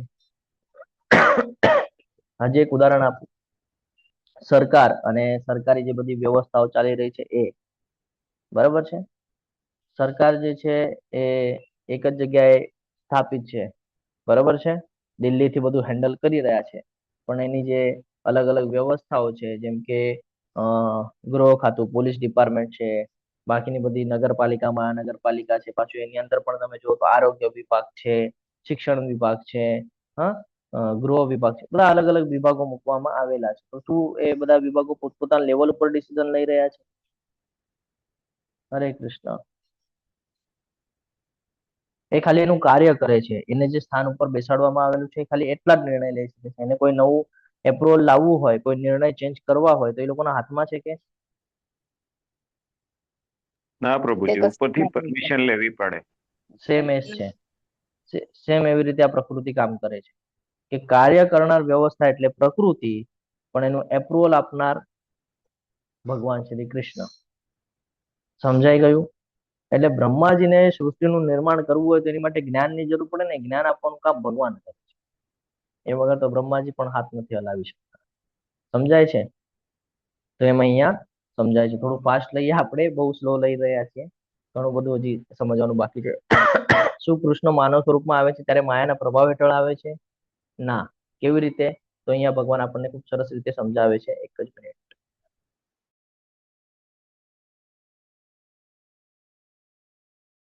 ભગવાન કહે છે કે હું જ્યારે મનુષ્ય રૂપે અવતાર લઉં છું ત્યારે મૂર્ખ લોકો મારો ઉપહાસ કરે છે. તેઓ સચરાચરના સર્વોપરી સ્વામી તરીકે મારી દિવ્ય પ્રકૃતિને જાણી શકતા નથી. ભગવાનને તર્ક વિતર્ક દ્વારા કોઈ દિવસે જાણી શકાતું નથી. આ સમજવું ખૂબ જરૂરી છે ને. આપણે જે ભૂલ કરીએ છીએ ને એના તરફ ભગવાન આપણું ધ્યાન અહીંયા દોરી રહ્યા છે આ શ્લોકમાં. જો આપણે જોવાનો પ્રયત્ન કરીએ, સમજવાનો પ્રયત્ન કરીએ તો કે ભગવાન જે છે એ મનુષ્ય રૂપે પ્રગટ થાય છે, એવી રીતે કહેવાય છે ને. એમનું જે શરીર છે એ આપણા જેવું શરીર છે કે પંચતત્વનું ભૌતિક શરીર છે કે? હરે કૃષ્ણ. ના પ્રભુજી. નથી. પ્રભુજી, બરોબર એમનું ને? ભૌતિક શરીર નથી. હા. તો એ કોણ છે? પરમ પુરુષ, પૂર્ણ પુરુષોત્તમ પરમેશ્વર શ્રી ભગવાન છે. એ ખાલી આંખોથી ખાઈ લે છે. આપણને ખાવા માટે મોઢાની જરૂર પડે છે. એ દ્રષ્ટિપાત કરે તો બધું ભોજન ગ્રહણ થઈ જાય. એટલે આ સમજવું જરૂરી છે. શ્રીલા પ્રભુપાદજી પણ આ શ્લોકના તાત્પર્યમાં એ જ સમજાય છે કે મૂળ વ્યક્તિ, મૂળ એટલે મૂળ કોને કહેવાય? હરે કૃષ્ણ. મૂર્ખ જે છે તો મૂળ વ્યક્તિ ભગવાનના જે આ જે સ્વરૂપ જે છે એને જોવે છે અને કોઈ દિવસ એમના દિવ્ય સ્વભાવને ઓળખી શકતા નથી. જ્યારે કે ચોથા અધ્યાયની અંદર ભગવાને આપણને ખૂબ સરસ રીતે કીધું છે. શું કીધું છે ચોથા અધ્યાયની અંદર? આજ મૂળ લોકો માટે હું અજન્મ અને અવિનાશી હોવા છતાં પણ મારી યોગ માયાથી પ્રગટ થાઉં છું. જે લોકો સમજી શકતા નથી. અજો અપી સન્નવ્યયાત્મા ભૂતાનામીશ્વરોપી સન. યાદ આવે છે શ્લોક 4.6? એની અંદર ભગવાન આપણને આ સમજાવે છે. અને હજી એક શ્લોક યાદ આવે છે 7.24. એની અંદર પણ ભગવાન એ જ કહે છે કે અજ્ઞાની લોકો મને પેલા અવ્યક્ત અને પછી વ્યક્ત થયેલો માને છે. હા, એ કોઈ દિવસે મારા જે અવિનાશી પરમ સ્વરૂપ છે એને કોઈ દિવસે જાણતો નથી. એટલે એ કહે છે અવજાનંતી માં મૂઢા માનુષી તમુમાશ્રિતમ પરમ ભાવ જાનંતો મમ ભૂત મહેશ્વરમ. આ શ્લોકને આપણે લેવલ 2 ના અંદર ખૂબ વિસ્તૃતલી પણ સમજવાનો પ્રયત્ન કરશું. ઘણો બધો સમય લઈ શકે છે આ શ્લોક. હું તમને શોર્ટમાં સમજાવું છું કે એક એક્ઝામ્પલ આપું તમને. ઓલા પોલીસો કામ કરતા છે સિવિલ ડ્રેસ ઉપર, ખબર છે ને? ડીબી કહેવાય. પોલીસો હોય સિવિલ ડ્રેસ ઉપર કામ કરતા હોય ગુના હા શોધવા પ્રભુજી. માટે. ખબર હા છે? પ્રભુજી. એ તમારી હા, બાજુમાં બેઠા ને તો તમને એમ લાગે કોઈ સામાન્ય મનુષ્ય છે, પણ જે ઓલરેડી પોલીસ સ્ટેશનમાં ચક્રા મારીને આવેલું હોય ને, ઘણા બધા ચક્કર મારીને, એને ખબર હોય કે પોલીસ છે. એવી કઈક પરિસ્થિતિ છે આ કે ક્રાઇમ બ્રાન્ચ. જે હરે Krishna. Crime branch. Crime branch, yes right, હા, ક્રાઇમ બ્રાન્ચ. મારો ભાઈ બરોબર ને? છે એ લોકો એમાં. સિવિલ ડ્રેસ પર હોય. જે હમ. લોકોનો એ લોકો સાથે સંબંધ હોય એને જ ખબર હોય કે આ પોલીસ છે, ક્રાઇમ બ્રાન્ચમાં છે. બાકી નોર્મલ વ્યક્તિને ખબર હોય, ઓળખી શકે હા, એ લોકો વચ્ચે બેસેલો હોય તો પણ? ના ઓળખી તેમ શકે. જ ભગવાન છે. ભગવાન કહે છે મને ખાલી મારા ભક્તો જ ઓળખી શકશે.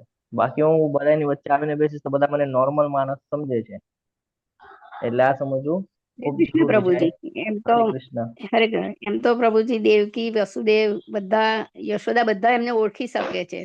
એટલીસ્ટ ભીષ્મ પણ ઓળખી શકે છે, પણ દુર્યોધન, શિશુપાલી બધા એમને નથી ઓળખી શકતા. કંસ ને હા રાવણ બધા નથી ઓળખી શકતા. હા, તો આ સમજવું જરૂરી છે.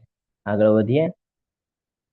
જે લોકો આવી રીતે મોહગ્રસ્ત થયેલા છે તેઓ આસુરી તથા નાસ્તિક વિચારો પ્રત્યે આકર્ષાય છે. આ મોહગ્રસ્ત અવસ્થામાં તેમની મુક્તિ માટેની આશા, તેમના સકામ કર્મો અને તેમનું જ્ઞાન સંવર્ધન બધું જ વ્યર્થ થાય છે. જો એક ભૂલ આપણને કેટલું ડાઉનફોલમાં લઈ જાય ને એ અહીંયા સમજાવે છે કે જે મોહગ્રસ્ત થયા છે ને માયાના પ્રભાવ હેઠળ આવીને, એ લોકો નાસ્તિક વિચારો ધરાવે છે. એ લોકો કોઈ દિવસે ભગવાનમાં ઇન્ટરેસ્ટ રાખશે નહીં. અહીંયા ઘણા બધા અર્થ સમજવા જેવા છે. મોગાશા, મોગ કર્મણો, મોગ જ્ઞાના, આ બધું. મોગાશા એટલે કે મોટી મોટી આશાઓ જેની હોય, હા, એ લાસ્ટમાં શું થાય? મોટી મોટી આશાઓ, ઈચ્છાઓ રાખે, અંતે શું થાય છે? નિરાશા જ આપે છે. બધી આશાઓ થોડી પૂરી થાય છે. તમારી 10 આશાઓ હોય તો એમાંથી એકાદી 2 પૂરી થાય, બાકી બધી નિરાશા જ આપે છે. ના મોગ થાય. કર્માણુ, હા, એમનું જે કર્મ છે એ કેટલા પણ કર્મ કરી લે ઈચ્છાઓ પ્રતિ, એનું આધ્યાત્મિક પરિણામ મળશે કે આપણને? હું પૂજા હવન, હોમ હવન બધું કરાવી લઉં, મને આધ્યાત્મિક પરિણામ મળશે? ઈચ્છાઓ ના પ્રભુજી, એ ના ઈચ્છાઓના મળે અમને. આધીન છું ને, નહીં મળે. મોગ જ્ઞાન, એનું જ્ઞાન હું કેટલી પણ ભગવદ્ ગીતા વાંચી લઉં, સાંભળી લઉં, પરંતુ જો જીવનમાં જ નહીં ઉતારું તો હું ભ્રમિત થઈશ કે નહીં થાય?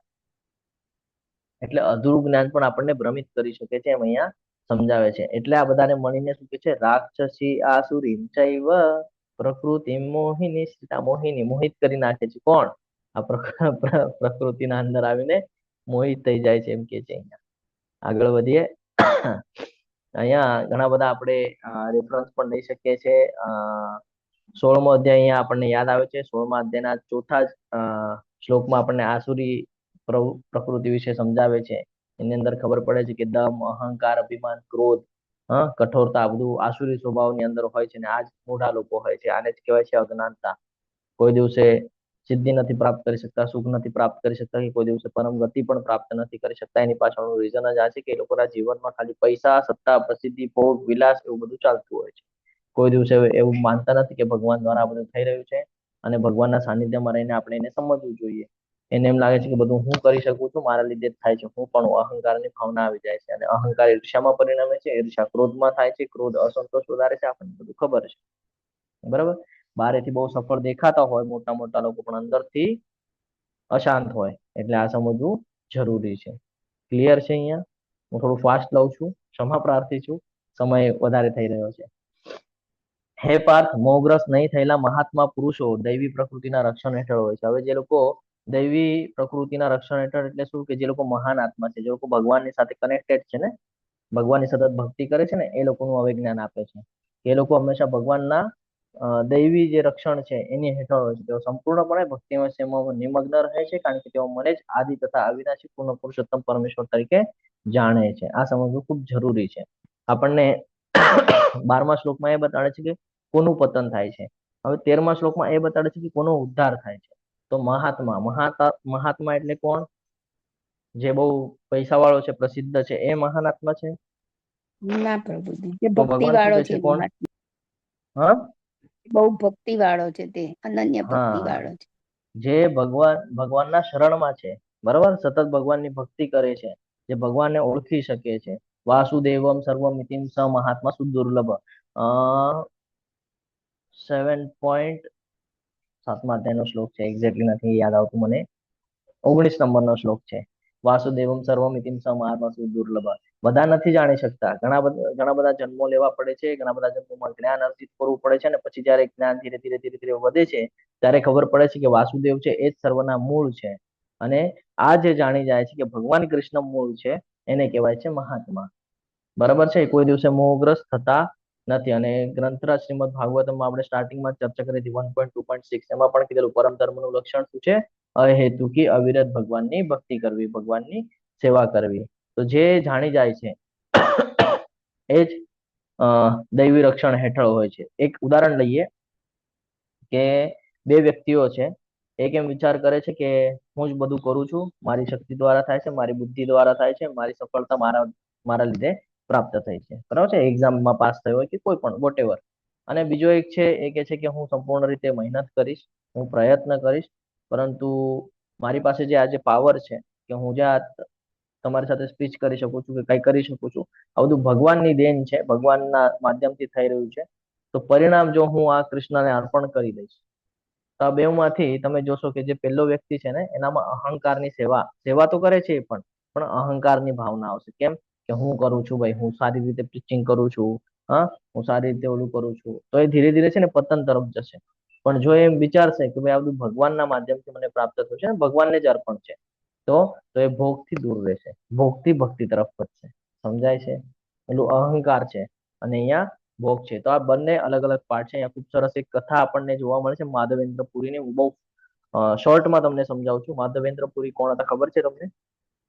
હરે કૃષ્ણ. ના પ્રભુજી. ના પ્રભુજી. કોઈને નથી ખબર?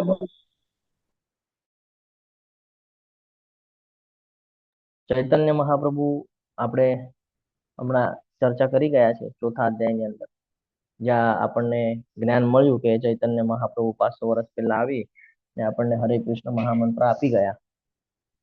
તો માધવેન્દ્ર પુરી પણ મહાન વૈષ્ણવ આચાર્ય, અને જો તમે ચૈતન્ય ચરિતામૃત વાંચ્યું હોય તો એની અંદર ઘણા બધા પ્રસંગો આવે છે. એની અંદર એક પ્રસંગ છે માધુર્ય રસ, જે કહીએ ને કે ભક્તિ પરંપરાના જે મહત્વપૂર્ણના જે સિદ્ધાંતો છે સમજાવવા માટે જેમણે ઓલું કરેલું, એમાંના એક છે આ માધવેન્દ્ર પુરી. આ સમજવું ખૂબ જરૂરી છે. માધવેન્દ્ર પુરી જે છે એમનું સીધું કનેક્શન ચૈતન્ય ચરિતામૃતમાં તમને મળી જશે. તો જો કોઈને ચૈતન્ય ચરિતામૃતની લિંક જોઈતી હોય તો એની લિંક પણ તમને એડમિન કોહોસ્ટ દ્વારા પ્રોવાઈડ થઈ જશે. એના પણ ક્લાસ ચાલે છે રીડિંગના ને એ, તો તમે ત્યાં પણ જોડાઈ શકો છો. આપણે શોર્ટમાં કથા લઈએ, આગળ વધીએ કે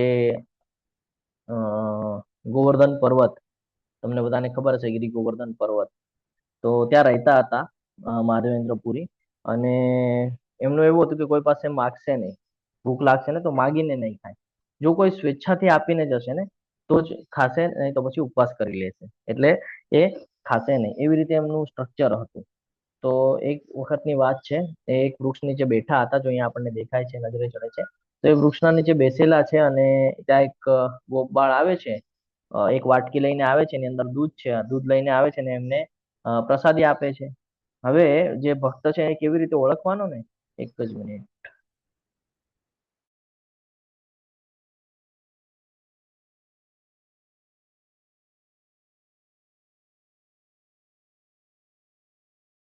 ભક્તને કેવી રીતે ઓળખવાનું ને, અહીંયા ખબર પડે આપણને કે વૈષ્ણવ કેટેગરી કોને કહેવાય. તો જયારે એને દૂધ આપે છે તો એ સીધું પેલા ભગવાનનું સ્મરણ કરે છે, ભગવાનને અર્પણ કરે છે અને પછી પ્રસાદી તરીકે લે છે. તો એક દિવસની વાત છે, એમને એક બાળક આવે છે અને દૂધ આપે છે. એ દૂધ પેલા ભગવાનને અર્પણ કરે છે તો એ સ્માઇલ કરે છે, ગોપાળ છે એ સ્માઇલ કરે છે, ભગવાનને આપે છે તો, અને પછી પોતે ગ્રહણ કરે છે અને ત્યાંથી વયો જાય છે બાળક. એટલે એમને માધવેન્દ્ર પુરીને આપે છે અને પછી ત્યાંથી વયો જાય છે. હવે જયારે રાતના સુવે છે ને, માધવેન્દ્ર પુરી શયન કરતા હોય છે, તો એમને એક સ્વપ્ન આવે છે. સ્વપ્નમાં એ બાળક આવે છે જે દૂધ આપીને ગયો હતો. એ કે છે કે મને ખબર છે 4-5 દિવસ થયા અને તમે ઉપવાસ કરી રહ્યા છો, એટલે મેં તમને દૂધ મોકલાવ્યું. પછી એને એવું થાય છે કે ભાઈ આ ભગવાન કઈ સમજાતું નથી. તો એ નોર્મલ થઈ જાય છે. પાછા બીજા દિવસે બેસે છે, ભગવાનનું સ્મરણ ચાલુ છે, અને એ દિવસે પાછા સુવે છે. હવે બીજી વાર સુવે છે ને ત્યારે પાછું એવું જ સ્વપ્ન આવે છે. એવું સ્વપ્ન આવે છે અને એને પાછું કે છે, દર્શન આપે છે એ જ ગોપાલ, અને કે છે કે ભાઈ હું ગોપાલ છું, ઓલા ગિરી ગોવર્ધન પર્વત જે છે એના નીચે હું દટાયેલો છું, તો ત્યાંથી મને બારે કાઢ. એ જ સેમ. અને એ જાય છે, ગામના લોકોને એકઠું કરે છે, પછી ત્યાંથી જોવે છે, અને તો સાચેમાંથી એક વિગ્રહ ની પ્રાપ્તિ થાય છે. વિગ્રહ લે છે, ત્યાં ગિરી ગોવર્ધન ઉપર વિરાજમાન કરે છે, એની ખૂબ જોરશોરથી ઉજવણી કરે છે. આ બધું હું તમને ક્યાંથી કહું છું? શાસ્ત્ર સંદર્ભ ચૈતન્ય ચરિતામૃતમાં મધ્ય લીલા આવે છે 4.21 થી 34, એની અંદર તમને આ સંદર્ભ મળી જશે. બરાબર છે? તો અહીંયા આ આખી કથાનો મૂળ સિદ્ધાંત એક જ છે કે જો ભગવાનની ભક્તિ, નિષ્કામ ભક્તિથી પ્રસન્ન થઈને આપણે જો ભક્તિમય સેવા કરીએ છીએ તો ભગવાનને સ્વીકારે છે. એટલે ઓલું નેહા વિક્રમણ આસ્વસ્તિ જે છે એ. અને બીજો એક શ્લોક આપણે લઈ શકીએ, પત્રમ પુષ્પમ ફલમ તોયમ યો મે ભક્ત્યા પ્રયચ્છતિ, કે ભગવાનને પ્રેમપૂર્વક જો આપણે કાંઈ પણ ઈચ્છાઓ કરીએ છીએ તો ભગવાન એનો સ્વીકાર કરે છે. એ અહીંયા તો એ બેક ટુ આપણે સ્ટોરી પર આવીએ. તો એ ત્યાં વિરાજમાન કરે છે, અને પછી જયારે વિરાજમાન કરે છે તો થોડા સમય જાય છે, ને થોડા સમય પછી કે છે કે પાછું સ્વપ્નમાં આવે છે ને કે છે કે ભાઈ હું ત્યાં દટાયેલો હતો ને, મને બહુ ગરમી થઈ ગઈ છે, તો હવે મને ચંદનનો લેપ લગાડ ને. તો ચંદન કયું કે છે ખબર છે? મલાઈ ચંદન. હવે મલાઈ ચંદન તો ત્યાં આસપાસ મળે નહીં. મલાઈ ચંદન માટે જવું પડે ઓરિસ્સા. તો ભગવાનની ઈચ્છા પૂર્ણ કરવા માટે માધવેન્દ્ર પુરી નીકળી પડે છે ઓરિસ્સાના દિશા તરફ, અને ત્યાંથી મલાઈ ચંદનની શોધ કરવા નીકળી પડે છે. ત્યાં જાય છે, જોવે છે, તો ત્યાં રેમુણા કરીને એક પ્લેસમેન્ટ છે, રેમુણા, ત્યાં પહોંચે છે. ત્યાં ભગવાન ગોપીનાથજીની સેવા ચાલતી હોય છે. અને જયારે સેવા ચાલતી હોય છે તો એ મંદિરમાં જોવે છે, ત્યાં ભોગ આવે છે, ભોગ ભગવાનને અર્પણ કરે છે. તેમાં છે ને દૂધની મીઠાઈ, એક મીઠાઈ છે, ખીર જેવી હોય, તો દૂધની મીઠાઈ ત્યાં ભોગમાં અર્પણ કરવામાં આવે છે. હવે જયારે આપણને પણ થાય ને, આમ આંખોની સામેથી કઈ જાય તો અરે શું છે આ, એવું થાય ને. તો માધવેન્દ્ર પુરીના મનમાં ખાલી વિચાર આવે છે કે જો યાર, કેટલી સરસ આ ખીર છે, અને આ ખીર ભગવાન માટે જઈ રહી છે. હવે આ પ્રસાદી તરીકે ઓલું થાય અને મને મળે તો. ખાલી મનના અંદર જ એમને એવો વિચાર આવે છે કે ભાઈ આનો સ્વાદ લેવો છે મને, આ પ્રસાદી મને જોઈએ છે. ખાલી એવો જોવે છે, પણ કઈ કરી નથી શકતા ને, ભગવાનને અર્પણ થઈ રહ્યું છે. અને ત્યાંથી નીકળી આવે છે. કોઈ પાસે માંગતા નથી, પણ મનમાં વિચાર કરેલો છે કે ભાઈ મને આ જોઈએ છે. થાય છે એવું, રાતનો સમય છે, સુઈ ગયા છે. ગોપીનાથ મંદિરના જે પૂજારી છે, એ પૂજારીના સ્વપ્નમાં આવે છે અને એને ખીજાય છે. એટલે આ ખુબ સરસ કથા છે, હું બહુ શોર્ટમાં કહું છું. એને ખીજાય છે ત્યાં કે મારો ભક્ત આવ્યો તો એને ખીર પ્રસાદી તરીકે જોઈતી, તે આપી કેમ નહીં? તો કે ક્યાં કોઈ આવ્યું હતું? તો કે ના, આવ્યો તો, કે તે આપી નહીં. તો એ ચિંતિત થઈ જાય છે. એ કહે છે કે હવે તો પ્રસાદી નથી, હવે હું શું કરું? કે આવતીકાલે આપીશ. તો કે ના, આપણે વાટ નથી જોવાની એમ કે આવતીકાલે. ઉઠ, મંદિરમાં જા, મારા વિગ્રહની પાછળ મેં એ વાટકી છુપાડીને રાખી છે, એ વાટકી લે અને એને આપે. એ ઉઠે છે પૂજારી, ઉઠીને જોવે છે, મંદિરના આસપાસ જોવે છે, અંદર જઈને વિગ્રહની આસપાસ કે ક્યાંય સાચે આ વાટકી છે કે ખાલી સ્વપ્ન છે. જઈને જોવે છે તો વિગ્રહની બેક સાઈડમાં એ જ વાસણ અને એ જ વાટકી જે પ્રસાદ તરીકે ભગવાનને ધરવામાં આવેલી હતી, એ ત્યાં પાછળ મળી આવે છે. વાટકી લે છે, વાસણ લે છે, અને ગોતતા ગોતતા માધવેન્દ્ર પુરીને ગોતે છે. અને પછી એમને એ વાસણ, જો ગુઝબમ્સ આવે છે, તો આવે છે અને વાટકી સીધું માધવેન્દ્ર પુરીને આપે છે. માધવેન્દ્ર પુરી જોઈને એકદમ કહે ને આશ્ચર્યચકિત થઈ જાય છે. મેં ખાલી વિચાર કર્યો હતો કે મને આ ખીરનો સ્વાદ ચાખવા મળે તો. પછી એની સાથે જયારે વાત કરે છે, તો મને બોલતા વખતે પણ ઓલું થાય છે. તો એ કે છે કે ભગવાનને મારી માટે ચોરી કરવી પડી. એટલે કે છે કે ભગવાન મારા સ્વપ્નમાં આવ્યા અને એમણે કીધું કે ભાઈ મારો ભક્ત પ્રસાદી વગરનો રહી ગયો છે ને એને ઈચ્છા કરી હતી ને તેને આપ્યું નહીં કરીને. તો એ જયારે માધવેન્દ્ર પુરીને આપે છે, માધવેન્દ્ર પુરી રડવા માંડે છે કે મારી માટે થઈને મારા ભગવાનને મારી માટે થઈને ચોરી કરવી પડી. ત્યારથી એમનું નામ પડ્યું શિર ચોરા ગોપીનાથ. ખબર છે આ શિર ચોરા ગોપીનાથ? અને હા અત્યારે પ્રભુજી. અત્યારે આપણે ઇન્દ્રેશજી મહારાજ, હરે કૃષ્ણ પ્રભુજી. હરે કૃષ્ણ, બોલો ઇન્દ્રેશજી બોલો. મહારાજની કથા હું સાંભળું છું ને, એમાં ખીર ચોરા ગોપીનાથની વાર્તા સાંભળી હતી. હા, તો માધવેન્દ્ર પુરી છે ભગવાન પાસે કઈ માંગતા નથી, પણ ભગવાન એની ઈચ્છાઓની પૂર્તિ કરે છે. આ એનું ઉત્તમ ઉદાહરણ છે. આપણે હોઈએ તો શું કરીએ? ભગવાન પાસે જઈને મને પ્રસિદ્ધિ જોઈએ છે, મારું ટેન્શન દૂર કરો, મને પૈસા આપો. પણ માધવેન્દ્ર પુરી શું કરે છે? કઈ માંગતા નથી, પણ ભગવાન જો એની ઈચ્છાઓ કેવી રીતે પૂરી કરે છે ને. તો એ ચંદન લેવા ગયા હતા અને ત્યાં એને ભગવાને આવી રીતે પરચો આપ્યો. અને પછી આપણને ખબર છે ચંદન લઈને આવે છે, ચંદન લગાડે છે ને. અત્યારે પણ સ્થિત છે. ક્યાં છે સ્થિત ખબર છે કોઈને? હરે કૃષ્ણ. શ્રીનાથજી. હા, પુષ્ટિ માર્ગ વાળા તરત ઓળખી જશે. નાથ દ્વારા પ્રભુજી. નાથ દ્વારા આ કથા છે. તો આ સમજવું ખૂબ જરૂરી છે કે ભગવાન પોતાના ભક્ત માટે કેવી કેવી પરિસ્થિતિઓ નિર્માણ કરી આપે છે અને કેવી સિચ્યુએશનમાં પણ એનું ધ્યાન રાખે છે. તો મહામાયા અને યોગ માયા વચ્ચે શું તફાવત છે એ તમારે કહેવાનો છે. હરે કૃષ્ણ. હરે કૃષ્ણ. વધારે સમય થઈ રહ્યો છે, થોડું ફાસ્ટ લઈએ. ચલો હું જ કહી દઉં. મહામાયા છે એ આપણને ભૌતિક સંસારની અંદર બાંધે છે, એટલે જીવને બાંધે છે. જ્યારે યોગ માયા છે ભગવાન સાથેની જે દિવ્યતા છે એની સાથે દિવ્ય લીલાની અંદર આપણને જોડે છે. મહામાયા છે આપણને હંમેશા ભ્રમિત રાખે છે કે હું શરીર છું, જ્યારે કે યોગ માયા છે આપણને હંમેશા જ્ઞાન આપે છે કે હું કૃષ્ણનો દાસ છું. મહામાયા છે એ 3 ગુણો હેઠળ કાર્ય કરે છે, જે આપણને જન્મ મૃત્યુના બંધનમાં બાંધે છે. જ્યારે કે યોગ માયા છે એ ભૌતિક જે ગુણો છે એનાથી પર છે અને ભક્તિ અને કૃષ્ણ પ્રેમ પ્રદાન કરે છે, કોઈ દિવસે બંધનમાં બાંધતું નથી. મહામાયા છે એ આપણને ભગવાનથી દૂર રાખે છે, જ્યારે કે યોગ માયા છે એ હંમેશા ભગવાનની નજીક લાવે છે. બીજું આપણે જોઈએ તો મહામાયા છે એ આપણને પૈસા, અહંકાર, ઈચ્છાઓ અને ઈર્ષ્યાની અંદર વ્યસ્ત રાખે છે. જ્યારે કે યોગ માયા છે એ આપણને વાત્સલ્ય ભાવની અંદર, પ્રેમ ભાવની અંદર પ્રયાણ કરવાનો અવસર પ્રાપ્ત કરે છે.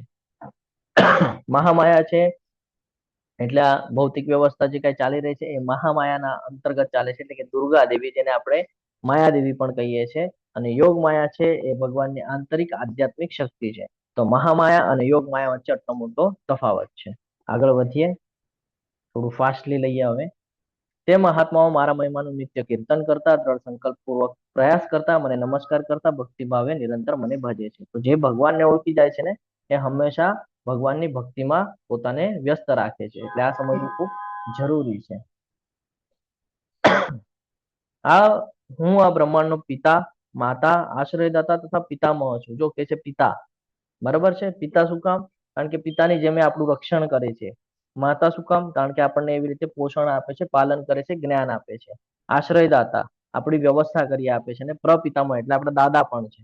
હા, આપણે એમ કહીએ છીએ ને કે બ્રહ્માંડના પ્રથમ પિતા એટલે કે બ્રહ્માજી, એમના પણ આ પિતા છે, એટલે પ્રપિતામહ એટલે આપણા દાદા છે. બરાબર છે. ભગવાન કે છે હું જ્ઞાનનો વિષય છું. તમે જ્ઞાન લેશો ને તેનો અલ્ટિમેટ ગોલ શ્રી કૃષ્ણ વિષ્ણુ જ આવશે, વિશુદ્ધ કરતા છે. તથા ઓમકાર છું. તમે કોઈ પણ મંત્રની શરૂઆત કરશો ને તો ઓમ થી આવશે. અને આવતીકાલે જે આપણે અધ્યાયમાં જોશું ને ત્યાં ભગવાન કે છે ઓમકાર ની ધ્વનિ હું છું. જેટલા પણ વેદ આપેલા છે આપણને, યજુર્વેદ હોય, સામવેદ હોય, અથર્વવેદ હોય કે ઋગ્વેદ હોય, આ બધા વેદોને જાણવા યોગ્ય પણ હું છું. વેદોનો સાર હું છું, ભગવાન કે છે. આગળ કે છે હે અર્જુન, હું જ ઉષ્ણતા આપું છું અને હું જ વરસાદને રોકી રાખું છું અને મોકલું છું. જો ભગવાન કે છે કે આ બધું મારા માધ્યમથી થાય છે, એ નિમિત્ત માત્ર છે. જેમ તું અહીંયા નિમિત્ત માત્ર છે, અત્યારે ભગવદ્ ગીતા સમજીને જીવન ચેન્જ કરવાનો પ્રયત્ન કરે છે, એમ આ પ્રકૃતિની અંદર પણ બધા નિમિત્ત માત્ર છે. હું અમરત્વ છું, હું સાક્ષાત મૃત્યુ પણ છું, હું ચેતન તત્વ અને જળ તત્વ બંને મારી અંદર છે. તો આ સમજવું ખૂબ જરૂરી છે કે ભગવાન આપણને એટલું વિસ્તૃતલી સમજાવી રહ્યા છે કે હું શું કામ શ્રેષ્ઠ છું, મારી શું કામ ભક્તિ કરવાની છે, એ ભગવાન અહીંયા ક્લિયર કરે છે. તો બીજું કઈ કરીશ ને તો ગોટાળે ચડી જશે. જો તને એવું લાગશે કે હું કોઈ દેવી દેવતાની ઉપાસના કરું, તો એ દેવી દેવતા પણ સીમિત છે, એ લોકોને પણ લિમિટેશન છે. તો તું ત્યાં સુધી જ પહોંચી શકીશ, મારા સુધી પહોંચવા પછી તું લેટ થઈ જઈશ. એટલે ભગવાન આપણને ક્લિયર કરે છે કે શું કરવાનું છે, શું નથી કરવાનું. એટલે તમાપી આ શ્લોકમાં જે કે છે એટલે કે ગરમીની વાત કરે છે, તો ગરમી મારા દ્વારા જ આવે છે, અહીંયા સમજાવે છે ભગવાન. બીજું અહીંયા કે છે આપણને કે મૃત્યુની વાત કરે છે કે અમરત્વ અને મૃત્યુ. તો અમૃત અને મૃત્યુ બંને હું છું, અમરત્વ અને મૃત્યુ હું છું. એનો અર્થ શું? અમરત્વ એટલે કે આધ્યાત્મિક જીવન કોઈ દિવસે નષ્ટ થાય છે કે આધ્યાત્મિકતા? નહીં, કોઈ દિવસે આપણને નુકસાન કરતી નથી. અને મૃત્યુ એટલે કે જે પતન કરીએ છીએ આપણે પોતાનું, એ આને જ બીજો અર્થ આપણે લેવો હોય તો 2.20 વાળો શ્લોક આપણે રેફરન્સમાં લઈ શકીએ છીએ, જેમાં કે છે ન જાયતે મ્રિયતે વા કદાચિન્નાયમ ભૂત્વા ભવિતા વા ન ભૂય, છે ને? અજો નિત્વ શાશ્વતોયમ પુરાણો ન હન્યતે હન્યમાને શરીરે. આત્માનો કોઈ દિવસે જન્મ નથી, આત્મા મરતો નથી. અહીંયા સમજાવે છે કે અવિનાશી આત્મા છે એ પણ હું જ છું. અને મૃત્યુ એટલે કે આ ભૌતિક શરીરને જે નષ્ટ કરે છે એ પણ મારા દ્વારા જ થાય છે. ભગવાન અહીંયા એ સમજાવે છે. ચેતન તત્વ અને જળ તત્વ બંને મારામાં રહે છે. એટલે આ શરીર મારા દ્વારા જ છે, એની અંદરની આત્મા એ પણ મારા દ્વારા જ છે. હવે અહીંયા સમજવા જેવી બાબત છે, જે મનુષ્ય વેદોનું અધ્યયન કરે છે, સોમરસનું પાન કરે છે, તેઓ સ્વર્ગ પ્રાપ્તિ માટે પ્રયત્ન કરીને પરોક્ષ રીતે મારી જ પૂજા કરે છે. તેઓ પાપ કર્મોમાંથી મુક્ત થઈને પુણ્યમય સ્વર્ગીય ઇન્દ્રલોકમાં જન્મ લે છે, જ્યાં તેઓ દેવ જેવો આનંદ ભોગવે છે. આ સમજવું ખૂબ જરૂરી છે. આપણને કર્મકાંડની વિધિ ભગવાને આપેલી છે. કર્મકાંડની વિધિ શું કામ આપી છે? કે આપણે પોતે શુદ્ધતા તરફ આવીએ, સત્વગુણમાં આવીએ, રજોગુણમાંથી સત્વગુણમાં આવીએ. તો આપણે શું કરીએ છીએ? અલગ અલગ યજ્ઞ હવન બધું કરીએ છીએ. શું કામ? ઈચ્છાની પૂર્તિ કરવા માટે. તો એક ઉદાહરણ આપ્યું છે કે આપણે વેદોનું અધ્યયન કરીએ છીએ શું કામ? ઈચ્છાની પૂર્તિ કરવા માટે, સ્વર્ગ પ્રાપ્તિ કરવા માટે, છે ને? 10,000 અશ્વમેઘ યજ્ઞ કરેલો હતો, તો એનાથી બ્રહ્મલોકમાં જવાનો અવસર પ્રાપ્ત થયો હતો, ઇન્દ્રલોકમાં જવાનો અવસર પ્રાપ્ત થયો હતો. એવી રીતે આપણે પણ કરીએ છીએ. પણ શું થાય છે? જ્યારે આપણે આવા પુણ્ય કર્મ કરીએ છીએ ને, તો અવશ્ય આપણને ઉપરના લોકમાં જવાનો અવસર પ્રાપ્ત થાય છે, ઇન્દ્રલોકમાં જન્મ પણ મળે છે, ત્યાં આપણે આનંદ પણ ભોગવીએ છીએ. પરંતુ એના પછી શું થાય છે? જ્યારે ત્યાંના ભોગ ભોગવાઈ જાય છે પછી, તો કે એવી જ રીતે જ્યારે વિશાળ સ્વર્ગીય ઇન્દ્રિય સુખ ભોગવી લઈએ છીએ, જ્યારે આપણે ઉપર જઈએ છીએ, સારા કર્મોના ફળ ભોગવી લઈએ છીએ, ત્યારે તેમના પુણ્ય કર્મોના ફળ પૂરા થઈ જાય છે અને મૃત્યુ લોકમાં પાછા આવે છે. સમજાઈ ગયું? એટલે આ પછી આપણે કોઈ દેવી દેવતાની ઉપાસના કરશું તો અવશ્ય ત્યાં જવા મળશે, પણ ત્યાંના ભોગ ભોગવાઈ જશે, ફરી પાછું આપણે આ પૃથ્વી પર મૃત્યુલોકમાં આવી જશું. અને એ જ રીતે મનુષ્ય 3 વેદોના સિદ્ધાંતમાં દ્રઢ રહી ઇન્દ્રિય સુખ પામવા પ્રયત્ન કરે છે અને નિરંતર જન્મ મૃત્યુ પ્રાપ્ત કરતા રહે છે. આ ચક્ર સાયકલ બનાવીને આપી છે આપણને. આપણે એમાં ફસાયા કરીએ છીએ, ક્યારેક ઉપરના લોકમાં જાય, ક્યારેક નીચેના લોકમાં જાય, ક્યારેક ઉપરના લોકમાં, ક્યારેક નીચેના લોકમાં. આ ચાલ્યા કરે છે સતત, ભગવાન કે છે. બરાબર છે? પરંતુ જે લોકો અનન્ય ભાવે મારી દિવ્ય સ્વરૂપનું સદા ચિંતન કરતા રહી મને ભજે છે ને, જે સીધા મારા ભક્ત બને છે ને, બહુ મોટું સ્ટેટમેન્ટ છે, સાથે લઈ જવાનું છે. આ ભગવાન કે છે જે લોકો અનન્ય ભાવે મને ભજે છે, મારું દિવ્ય જે સ્વરૂપ છે એનું ચિંતન કરતા રહે છે, તો તેમની જરૂરિયાતોની હું પૂર્તિ કરું છું અને તેમની પાસે જે છે એનું રક્ષણ પણ કરું છું. આ ભગવાન છે. શું કે છે? તેમના જરૂરિયાતોની હું પૂર્તિ કરું છું. એમને કેવું પણ નથી પડતું કે તમને શું જોઈએ છે. ભગવાન બરાબર અવેલેબિલિટી કરી આપે છે. ભગવાન વ્યવસ્થા કરી આપે છે. શિરચોરા ગોપીનાથની કથા ઉપરથી આપણે સમજી શકીએ છીએ કે ખાલી માઇન્ડમાં વિચાર કરેલો હતો કે કેવી સરસ હશે, થોડીક જ સમયમાં ભગવાન એની સામે જ વાટકી મૂકી દીધી.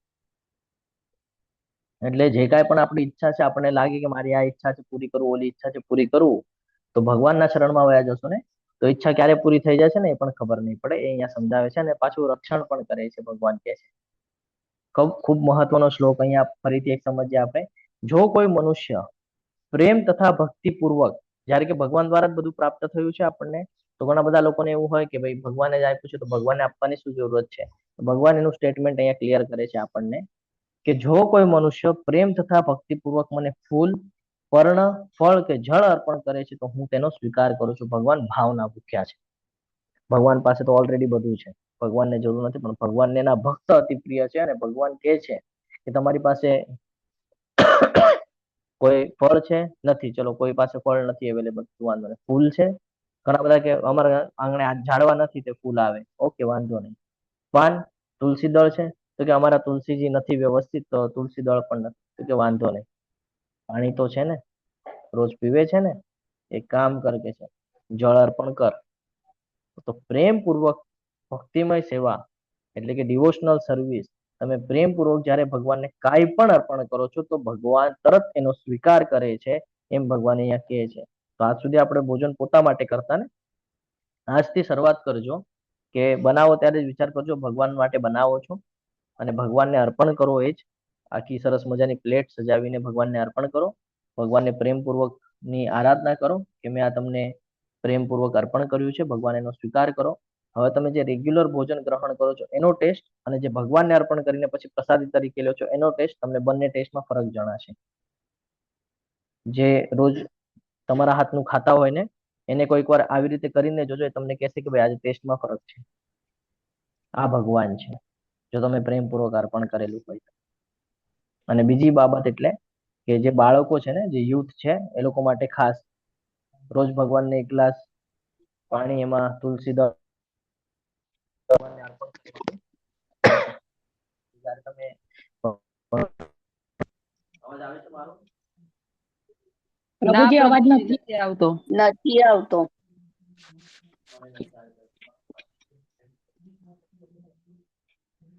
મારા એમાં કનેક્ટ છે. હા, આવ્યો પ્રભુજી.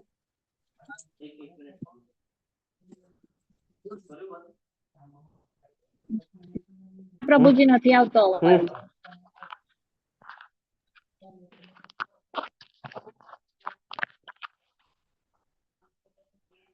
હા, હવે આવે છે?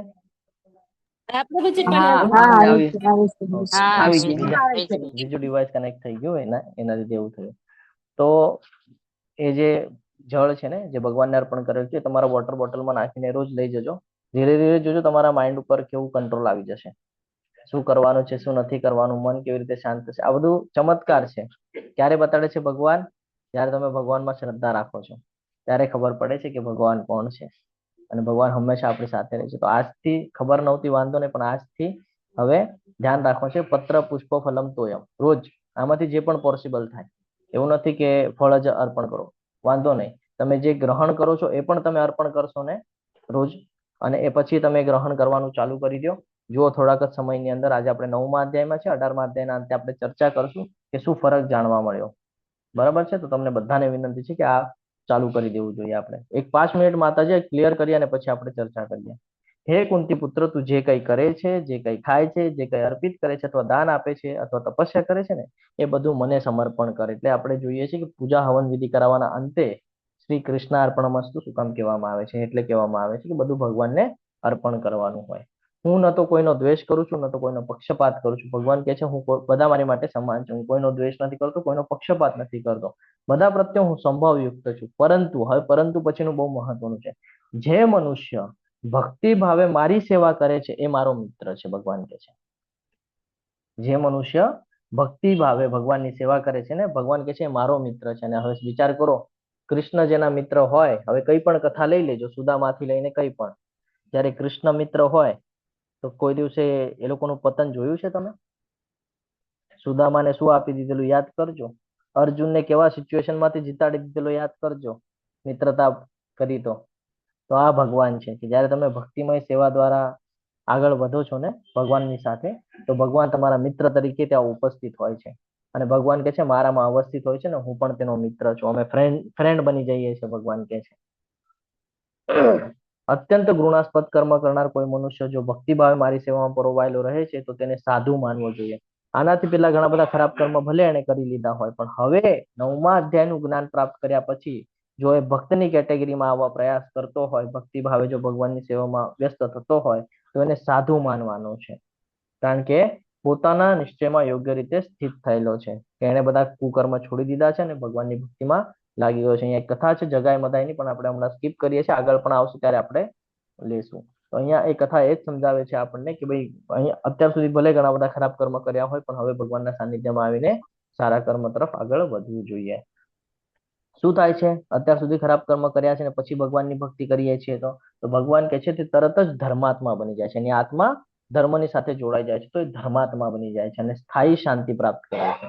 હે કુંતી પુત્ર, જો કોને કે છે સ્ટેટમેન્ટ આપવા, હે કુંતી પુત્ર, નિર્ભય થઈને ઘોષણા કર કે મારા ભક્તોનો કદાપી વિનાશ થતો નથી. આ ભગવાનનું સ્ટેટમેન્ટ છે, અર્જુનજી દ્વારા બોલાવે છે કે તું ઘોષણા કરી દે, ડિક્લેર કરી દે કે જે મારા ભક્તો હશે ને એનો કોઈ દિવસે વિનાશ નહીં થાય, કોઈ દિવસે એનું પતન નહીં થાય. શું કામ અર્જુનને કે છે? એની પાછળનું રીઝન ખબર છે?